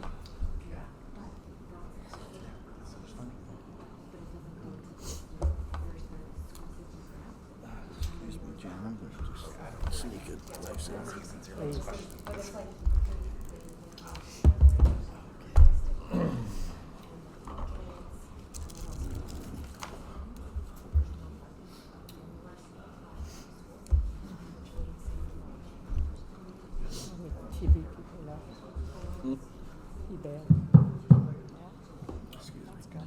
Let's go ahead and get started with the second section of our meeting. Superintendent, go ahead. Yes. Thank you, President. Board, as you know, we've been engaged in discussions around a legislative partnership, so to speak, and an opportunity for our students to get some real industry-based experiences while they're in school. As you know, HB 447 passed. It was sponsored by Speaker Mike Schultz and Senator Ann Milner. And the legislators have set aside $65 million in a grant that we are going to apply for. We already received, as you remember, a $5 million grant from Intermountain Health, their board, for some programming pieces and some capital pieces that would go towards this venture. We're calling it the Weber Catalyst Center because that's the name on the grant, is the Catalyst Campus Model Grant. But of course, in our district, we would try to come up with a different name for that moving forward. But as we've talked in past study sessions, we just wanted to let you know that we are going to apply for the grant. It should become available on August 1st, right around that point. And we are hoping out of that $65 million, because we have strong support from our legislators, that we will receive a good chunk of that amount of money. And we could apply that, combine that with the $5 million grant we received from Intermountain Health and be on our way. I asked Larry Hadley to do some projections, and I so appreciate this. And Larry, if you want to, you might get a question or two here, and we can tag team.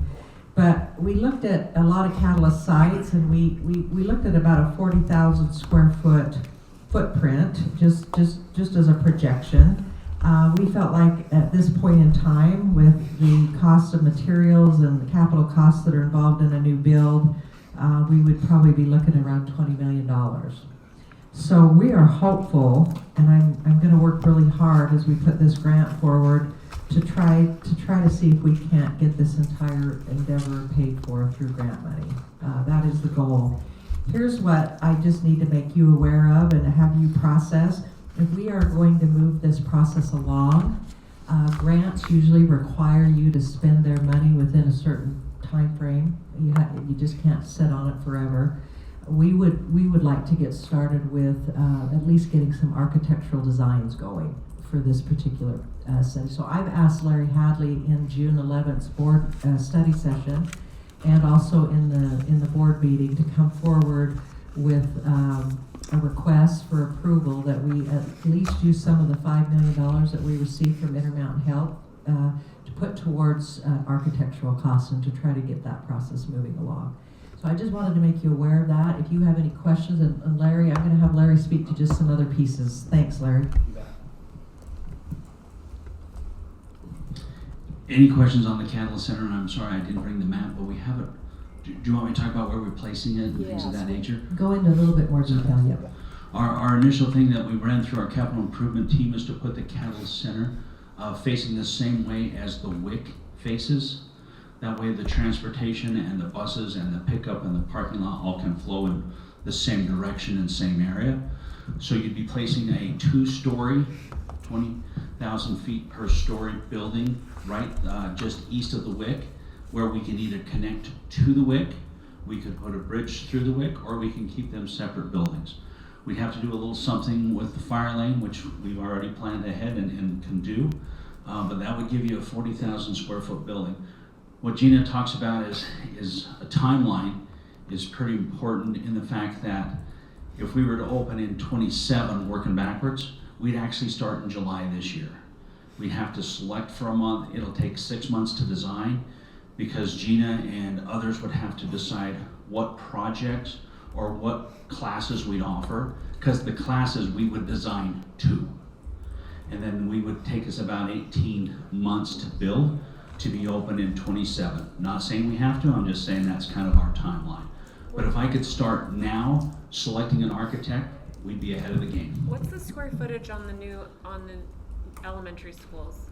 105. Okay, so I just trying to figure out. Yeah, The how WIC that relates. is about 78,000 this way. Okay. And we'd be just a little more than half going the other way. Okay. And we feel like that's a good size. Yeah, it's similar to the Davis Catalyst Center as well. It would be more, we're envisioning a 2-story kind of an endeavor. Yeah, so very About- similar. Yeah, about 2,000 square feet bigger. Okay. We have to.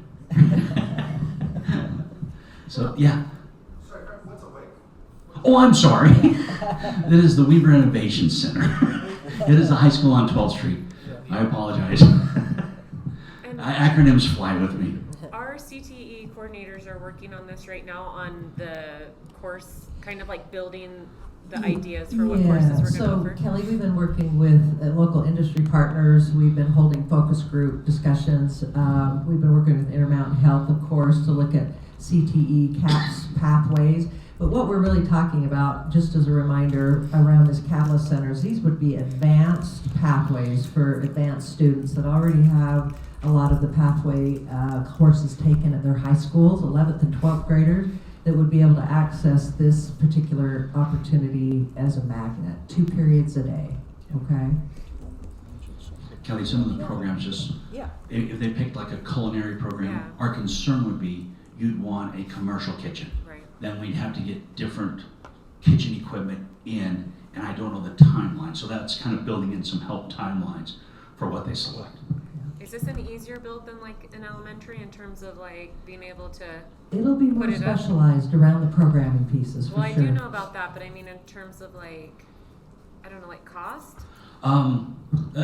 That cost, if you look at that, that's $500 a square foot. That's with FF&E built into it. Okay. So right now I could probably build it for $430 a square foot, and then Brock would have to come up with a different FF&E. We put it kind of all together. Okay. Yeah, because we don't know what equipment, Yeah. and it will be special. Well, and a lot of the equipment we can go out through grants, right? Correct. Well, and partnerships with the industry. Right. Yeah. Okay. Superintendent's gonna Speak to, yeah, so. tell just a couple of things. Kelly, you asked about, are we looking at programming? We've been meeting, I'll give you just a few examples of some of the programming pieces we're looking at. The culinary arts is big. We figured a strong culinary arts program, we could send kids certified, send them to OTEC, get them out into, that industry pretty quickly, but also serve the district well in terms of, think about what hosting events and the food pieces that are brought into events, school resource, parent nights at our schools, things like that. So we're really looking strongly at culinary arts. We're looking at cosmetology. OTEC is turning people away right now. They do not have enough space at OTEC to get all of the kids into the cosmetology program that they would like to. So we're looking strongly at that. Some of the medical-based fields, CNA, we're thinking of maybe magnetizing our CNA program and moving it to that site. Medical assisting, pharmacy tech are being talked about right now, as well as dental assisting. We already have construction going strong there. We could add some pieces to that construction programming, that CAPS pathway as well over there. We're also looking at a business entrepreneurship program there. I mean, we really are going to try to zero in on anywhere from 7 to 10 programs. Are we looking at like the video and audio production? Video and audio production, of course, with what Ryan James is doing right now, we could put that on steroids at the new Catalyst, right? I know Davis had cybersecurity, and they Cybersecurity we've got is on our drone list. and Yep. aviation. We still have Aeronautics, drones, and then of course the STEM piece is with already having Project Lead the Way involved. We would just try to figure out what direction we want to go Would with we the keep STEM. that at WIC? We'd probably move pieces over, but Okay. we'd still provide junior high kids the opportunity at Okay. WIC to still take those classes, But it would feed into to feed in. a more advanced Because we're program. talking juniors and seniors only, Well, right? well, For the I most think part? so. I think so because we want to make sure that it is a capstone kind of an opportunity. But we obviously want it would be provided to WIC students, but every high school in our district would be able, any kid in our district would be able to access the program. Okay. So we're talking about prerequisites or not, courses that they should take, maybe have in their back pocket or not. Those are all conversations we're heavily engaged in right now. Okay? Good. Yeah. Larry, before I hand off to you on this other piece, let me just give a quick introduction to the board. So as you know, board, we've had bond cycles that hit as a district. And I just wanted to give you, especially a couple of our newer board members, an overview, a little bit of history. we've had general obligation bonds, which, as you know, go through a voting process with our public. They have to be approved by our public. We had one in 2006, one in 2012, one in 2017, and then our latest one that we're still just barely finishing up the projects on, which I'll mention here, in 2021. So if you look at those dates, I put them on your agenda, you're looking at anywhere from a 4 to 6 year cycle on a bond. And that's pretty significant, pretty consistent across most school districts. The good news, and I've got to give credit where credit to due, it's past boards, it's past superintendents and BAs, but every single one of those bonds that I just mentioned have come with no property tax rate increase. Okay, the latest one that passed in 2021, as you know, helped us to get Westfield High School built, and you can see some of the costs there. The new Mountain View Junior High School, the new Haven Bay Elementary, and then of course we're just finishing up with the Roosevelt rebuild, and we'll have students entering that new elementary in August, which we're super excited about. So this bond cycle is almost completed, and we're really, I've got to give credit where it's due. Like I said, Larry and others in his department in this room have been stellar in their leadership and helping us get this was a heavy lift to do 4 builds at the same time. At a time in the economy when inflationary costs and material costs went through the roof. It just was. And so we did, as you remember, have to dip in last year a little bit into a lease revenue bond to just finish up Roosevelt and have, just because of the overages that we saw, we did have to supplement a little bit. But for the most part, we will have that bond cycle completed here in mid-July. Okay. What we'd like to just start a conversation around is, what could the next bond cycle look like? What projects do we maybe want to start talking about, looking at? This again is just a very high aerial view discussion, just to start the board thinking about what maybe could be coming next, or what should come next. So I'm going to pivot to Larry on that, and we've had some discussions. I know Capital Improvement have had discussions, the committee, but Larry, thanks. Appreciate your work. You bet. Thank you, Superintendent. Wave your magic wand. As the Superintendent and I have been speaking, we really focused on 3 projects, but we've added a 4th just kind of looking, and this is why, and I'll get to that in just a minute. Please, I'll do whatever he wants me to do, but I just put the construction date as January 27th. That's just a date I threw out there. You want me to build them all at the same time? I figured it out now. But if we can stagger them just a couple of months, I think that might help Casey out a little bit. But I've done all the calculations on a start date of 27. That'd be January. That means the vote would be November of 26. So that's kind of how we calculated this. We looked at a couple of things. We looked at TH Bell as a remodel on site. We would actually build it on the football field and have it face a different direction. Build it on site, not as a phase build. Keep the students in Bell, build it, move them over, demolish, put the fields back. Is that what you guys did to North Ogden Elementary back in the day? Back in the day. It doesn't sit exactly where it was before. Yeah, because it went to city property. That's correct. Okay. Yeah, that's why we share that park. Right. Yep. Roy Junior High was that way. Roy Junior High was that way. Okay. Yep. So Bell would be on that list, and just looking at that stamp, and the reason that number is kind of a little goofy is the architectural fee is different because we get 3 stamps per project. So Roy Junior and Mountain View are the same, what we call a stamp. We would do the same to TH Bell. Now the question for Bell would be, at Roy Junior and at Mountain View, we've partnered with the city for a second gym, and that's still a question that we would look at doing. Yes, sir. These numbers on these new builds and stuff, are they with inflationary rate increases or just today? Inflationary rate increases that we've seen in the past. Already? Sorry. Yeah, no, that's it. So that's why you see them a little off from the others. This doesn't take into effect the things that we could VE out or we would change. Like the Haven Bay stamp, which is the Roosevelt stamp, we've made adjustments already. We would make a few more. But if we build a new elementary, and what we were looking at is the Colosimo property that we own, That would be the Pioneer kids. That's a little different because do we want to build a sped unit like we did at Silver Ridge? That's a topic of discussion. And if that is, that would add to that cost. Is the Colosimo property that's over in North Ogden? That is right behind Country Boy Dairy. What? So where the apartments are, Mm-hmm. there's the car wash. So then where is? We're west of it. So further west. Yep. So more in the neighborhood. Yep. We could go for a little road trip. Okay. There is neighborhood kind of all around it. Okay, I'll You'll go drive it. My you'll son works see right that there. property. If you can't find it, let me know. It's hard to find. I got it. Okay. Okay. So we could build a new elementary. Now, with that new elementary, remember, there would be some boundary adjustments again that we'd have to look at and some transportation issues. Gina and I have talked about a new Canyon View. Getting out of the Canyon View site we're in now, out of that Ogden area and back into our district. But that has a lot of different ramifications.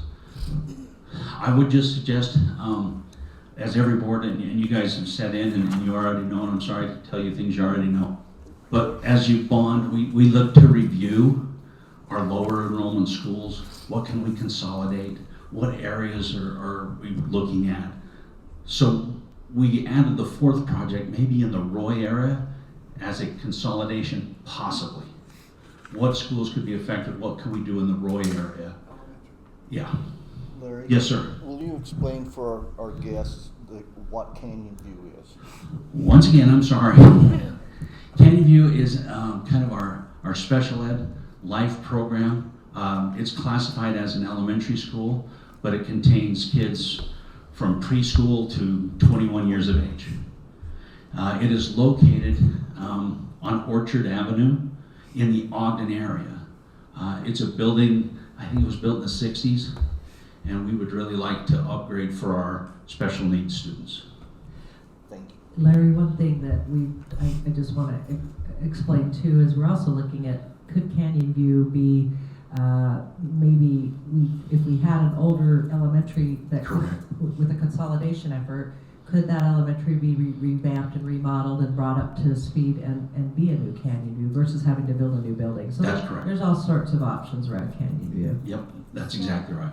Our concern with Pioneer Elementary, one, I'm assuming, I've been out there before. I know it's an older facility, but actually none of the people who live in that Pioneer area go to Pioneer, They right? go to West They go to Weber. West Weber. So you've got this island of a school and all the neighborhood kids go somewhere else because of the issue with, it kind of is, the Ogden city lines kind of messes with our boundaries, That's right? correct. Okay, so let's say we did build a new school in more the North Ogden area where some of those kids actually live. Correct. Then we go and we sell Pioneer property, or what's? You could, or you could repurpose it for a Canyon View Okay. site. Okay. But you're thinking spot on with anything that we consolidate. Okay. Yep, that's exactly. But we would sell the Canyon View property. Right, you'd sell Canyon View. That's correct. Okay. And you sell it to a developer, the city, I mean, it's just up for We would sale. probably talk to the city and the school district first, and then whatever they Like wanted Ogden to. School Mhm. District, yeah, that makes sense. Just a question about TH Bell, this is probably preliminary. Have there been any discussions with the mayor regarding increasing the size of the gym? We haven't had that conversation about the two gyms that we did at Roy Junior and Mountain View yet. But We have had conversations about Roosevelt and the things we've modified, community room and that, but not with TH Bell. we're poor folk in Washington Terrace, I don't know if we could afford anything. We would make a nice deal. The The South South Gym is- is kind of used by. It is. Kind of Bonneville Cone concept, the Washington Terrace, South Ogden. That's correct. UNA kids are all, it's really used well, and I think that services the need for our area. I agree with that. Yep, I totally agree. I didn't want to short TH Bell, but if you cut one gym out, you could lower that cost $3 to $5 million. So I don't know where Washington Terrace would get the money to do that with. I hear there's a pretty good book club.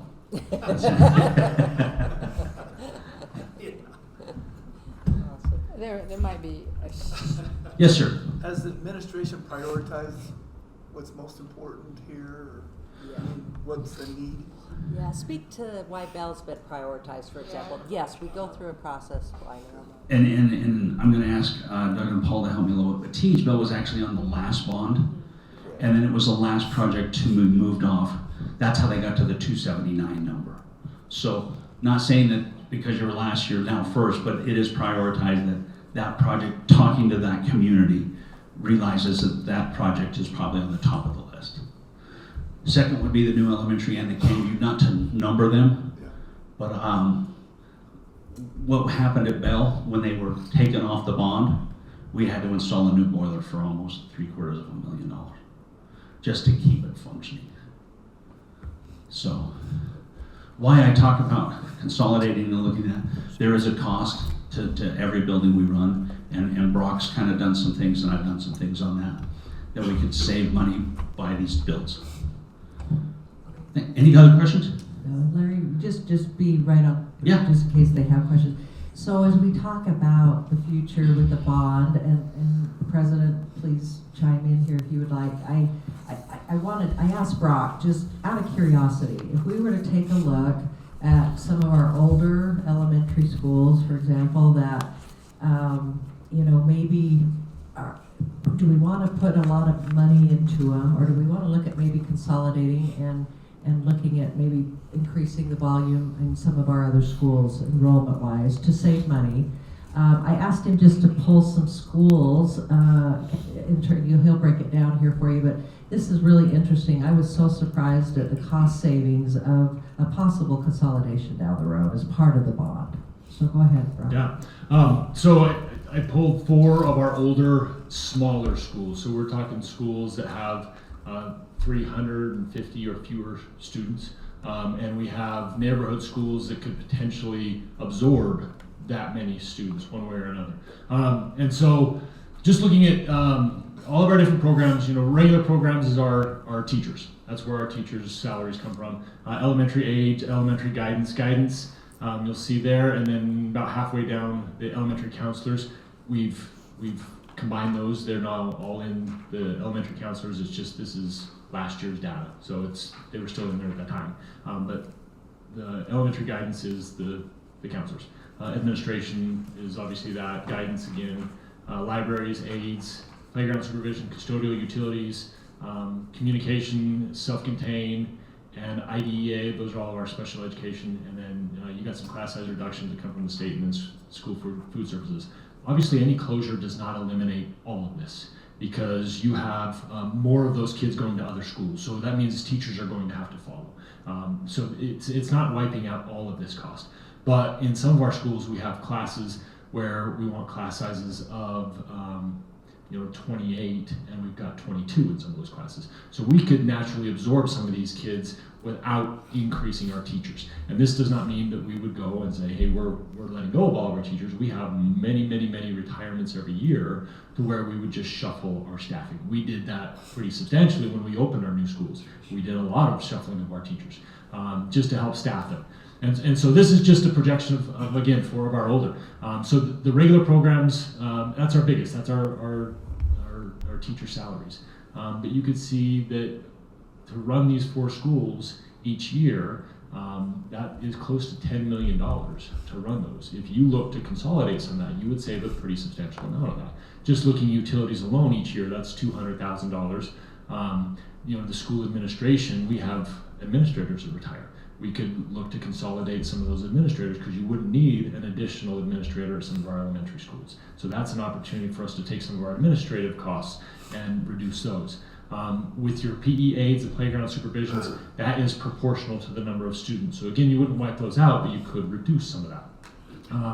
And then same thing with like our food services. Those schools are already staffed in their lunchrooms, and so you wouldn't need a huge number of employees still coming over there. So just to be able to bring those together would substantially save some costs. Down at the bottom, you'll see the enrollment numbers of the schools, and I thought it was interesting just to see what those schools generate as far as WPUs. So with this here, you're looking at a little over from 1.79 down to 1.3 roughly money generated by WPUs. that's the amount the state gives us per student. And so it's not obviously matching the operating costs, which we don't expect it to. That's why we get the additional funds from the state and from the county. But they're pretty substantially below what the operating cost of just each individual school is. So helping to raise the student count at any school is going to help it function and operate fiscally responsibly. So these are our four smalls.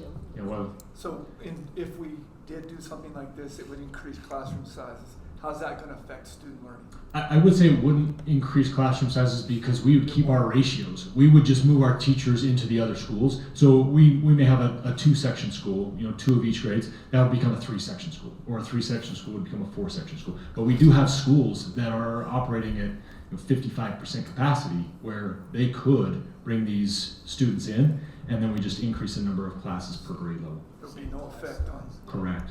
Yeah. So like School B doesn't have any elementary counselor salaries. Are they splitting with another school and then the one school absorbs that? Yeah, Counselors? well, so you look up are you looking in elementary guidance, the guidance services? Yeah, well, and it says elementary counselor salaries, like School B doesn't have any. so over the last couple of years, we've had elementaries that had a part-time counselor. Right. In the last 2 years, we've gone to almost every school, elementary has one. Starting next year, every school will have a counselor. So those do have counselors, and again, through retirements, people make decisions of their career changes. Right. We would just help to shuffle those. I'm just trying to look at why, like, the one elementary just is so much more expensive than the other one. If they're split between 2 schools, probably the cost is coming out of another school. Does that make sense? Listed on another school. And same thing with like this speech, like you've got 2 schools Yeah. with speech, but then the other And two speech is, not every school is going to have students who need speech Right, therapists. right. It's going to be dictated based on the Okay. students that are enrolled there. If you have a classroom or a school that may have a self-contained unit, they're Okay. going to need more special education supports. And that's like School A's got 400,000 of self-contained. Correct. Is that a discipline unit? We have elementaries that bring the, depending on the area of the district, that bring those Students higher need students to over those to that one schools. school. Okay.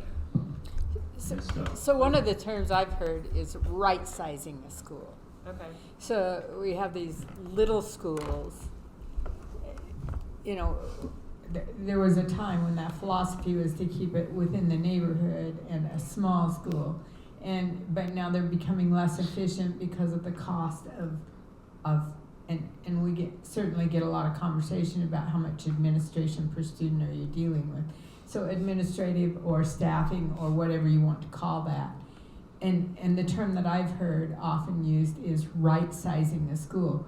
Obviously, we don't want a 5,000 student elementary school, but we want to right-size them, and we can see what is most efficient, and maybe our smaller schools are not our most efficient with those costs, is the term I've heard. Speak to your comment about transportation costs. So the other question I had, that if we were to right-size a school, we would probably have to bus some students from somewhere else. I mean, so even though it looks like we're saving all of this, we might not be saving all of it because there might be some transportation Larry involved. will address that a little bit. Thank you. Jan, that is correct. If we strategically look at some consolidations though, and I've done the same thing as Brock with A, B, C, and D. 3 of those 4 we could actually be in the same walk zone. Oh. So you could look at that. But she is correct that there would be some added transportation. But besides these savings, if we look at the capital picture, you're talking about 4 buildings that are non-compliant in a roof, that don't have air, that are taking time to maintain. That if we consolidated those 4, just like Brock's A, B, C, and D, is a little over $11 million in capital. So we keep throwing good money after bad old buildings. Bad So buildings. these 4 specific schools are the 4 we're actually looking at it. They're not just a sample of 4. They're in that category because Okay, of their the age and okay. enrollment. Yeah. Okay. Yeah. Yeah. And of course, But I we mean, don't they're want specific. Yeah. It's not random. Yeah. Okay. Yeah. Yeah. I didn't say that, Jan said that, right? Because she's right. Once again, Jan, you're correct. What's that? The money we're talking about keeping up an older building. Now, to also to the credit, the older buildings, we actually know how to maintain. Besides the Roy Jr., where we were still using coal, that was weird. But some of the older buildings are pretty easily to maintain versus some of the new technology. Kids had to bring their own coat. I'm not sure that one was part of the curriculum. Just a rock in their pocket. But if we did look at these areas, not only Brock's, but there would be 11 million in capital that we would take off that slide. And just to expand just slightly on the busing, I learned a lot when I did the new school zoning. Elementary walk zones 1.5 miles, and we have a lot of our walk zones that intercept because of where the placements of the schools are, and some of those are like 3/4 of a mile. So that just it ends at 3/4 of a mile because that's where the boundary for the school ends. Yeah, yeah. If you expend those boundaries out, they would still be within that 1.5 mile, which Larry talked about. I have a question that's gonna overlap transportation and HB 84. So I know we just redid some of our busing, so hopefully we're saving some money with the busing. You're talking the walk zone busing? The walk zone busing. Yes, ma'am. So then my other thing is, so HB 84 talks about closing off our playgrounds, right? Fencing them in. So we've got some playgrounds that have openings, like at the elementaries, that people can walk in from the back. Where right now, so if my walk zone, if I'm at the elementary and I'm 1.5 miles, it's not to the front of the school. It's to if my closest way to my elementary school is the back fence, and there's a gate there, that is my distance, That's where it's right? calculated. That's the calculation. That is right? correct. Okay, so if we're closing off, so I saw on the one thing, if there's supervision, we don't have to close off the fencing. So how is that? Are we closing off the fencing, or are we going supervision? Because that does change our busing measurements, right? Can I use Roosevelt as an example? Sure. That's a great question. We are fenced off Roosevelt off of, and help me Doug, I want to say 5,000. But that is a great drop-off point for the parents because it goes straight up and out. So we put a fence that is locked, but at 8:15, the custodian opens the fence. Okay. At 9:15, they close the fence, Okay. and then they open it back up. Okay, so that still helps with our busing, it helps That's with our correct. safety. But we have some of those schools that have those little fences that you can go like You in do. and around. And another problem, Kelly, is we have several elementaries that share a park with the city. Right, like Therefore, North Ogden Elementary. North Ogden Okay. Elementary is a great example. Okay. Municipal, another example. So North Ogden City, they helped us fence off what we could, Okay, but you could still access that if you went around the fire lane. okay. There's just certain points, but it is one part of the bill is to fence it off. So we are working on fencing off, or at least gating all of our openings in our elementary schools So it's interesting. and junior highs, because like Orion has a couple that are like the little, you know what I'm talking about? Yeah. Those little things you're talking Yeah, about, yeah. literally, So you keeps can't get a horses out. motorcycle through there. Yep. But They it just can't. lets people in. That's like, correct. Like Uber drivers, Door Dashers. That's correct. Yeah. Doug. Well, Washington Terrace Elementary is within 1.5 miles of Roseville anyway, right? That's correct. That's correct. Sorry, there was more about the fencing. No, I just, yeah, Kelly, the Yeah. requirement was initially to have secure fencing, Right. but then HB 40, which was passed this last session, relaxed that requirement that if there's direct supervision Okay. of children when they're out on the So- playground area, then you don't have to have that fencing. You got one of those two options. But that's all. But is that all the time? Like, because somebody could come in through those little, like when school's in session. So it doesn't matter. So if school is in session and there's nobody out in the playground, it's fine. Is that what it's saying? When you read the rule. I'm just. I mean, I'm not. No judgment. I'm just. No. Yeah. Is it In safe? terms of No. being, The in answer is terms no, of, it's in not terms safe. of but meeting yeah, the requirements of the bill. correct. And I think that's why we're spending a whole lot of time and effort on hardening the building. Okay. Yeah. Okay. And that has been, the playground issue, fencing has been one that. Yeah, we're we've still talked about working it. through. So have we had too many or very many busing modifications based on the fencing, or no, because we've got the gates? Not too much. Okay. There was a little at Haven Bay that we had to do because that opening wasn't open. Okay, because that could impact distance and Yes. adding more kids Yes. on the bus. Okay. But everything we did on the walk zones this last time with those letters Yeah. was based on every opening we currently have. Okay. Yeah, that's Okay. correct. Okay, thank you. You're welcome. Sound okay? Thank you. You're done.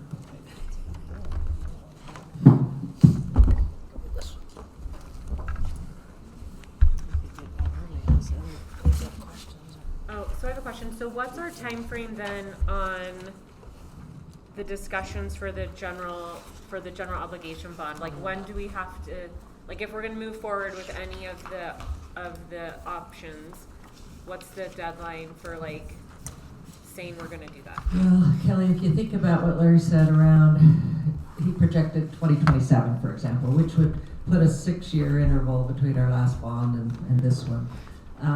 We would need to get started for a November 2026 Right. public vote in the prior spring, Okay, so probably next by spring. March.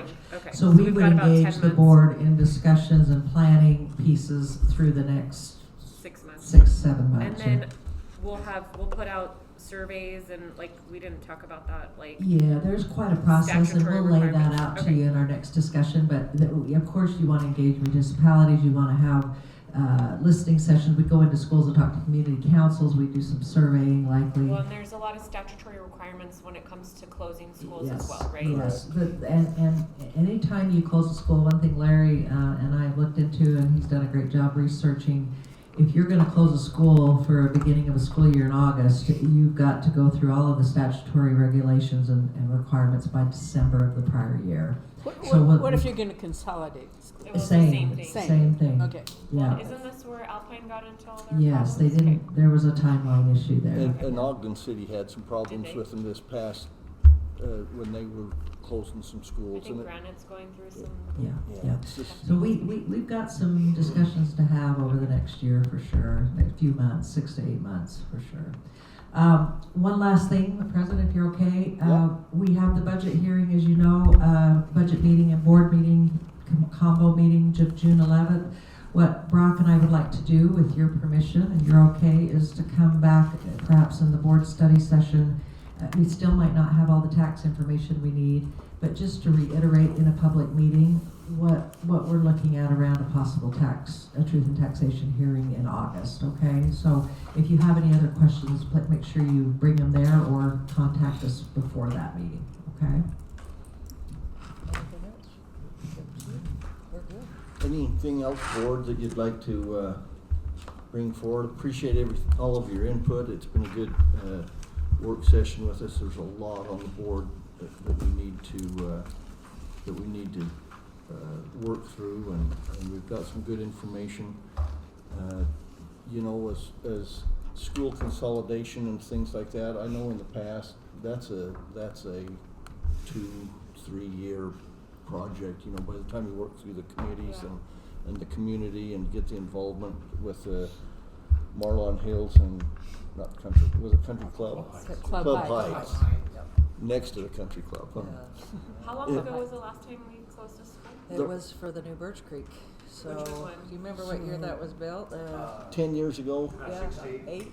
Yeah, 10 years, give or take a little I know bit. it's So, been a while. but it's quite a project. But it's a good one to involve the community and all the stakeholders in that. So, if there's nothing else, board, I just well, wanna say. you just how wanted much to I make the meeting appreciate- longer. No, I didn't just you? wanna say how much I appreciate all the effort that goes into educating us, cause this is my first rodeo here in this. Yeah. But, in making good decisions, with all this information that's given to us. So I'm grateful for our administration. Well, and that don't does be all that. afraid, any of you on the board, don't be afraid to reach out to and get some information. I know Larry and I have talked a little bit. There's some things in capital meeting that can't just be let out, but as much as we can, he's trying to send the presentations out, you know, as we can to keep everybody informed. So It's just a tribute to the people that we have hired in this.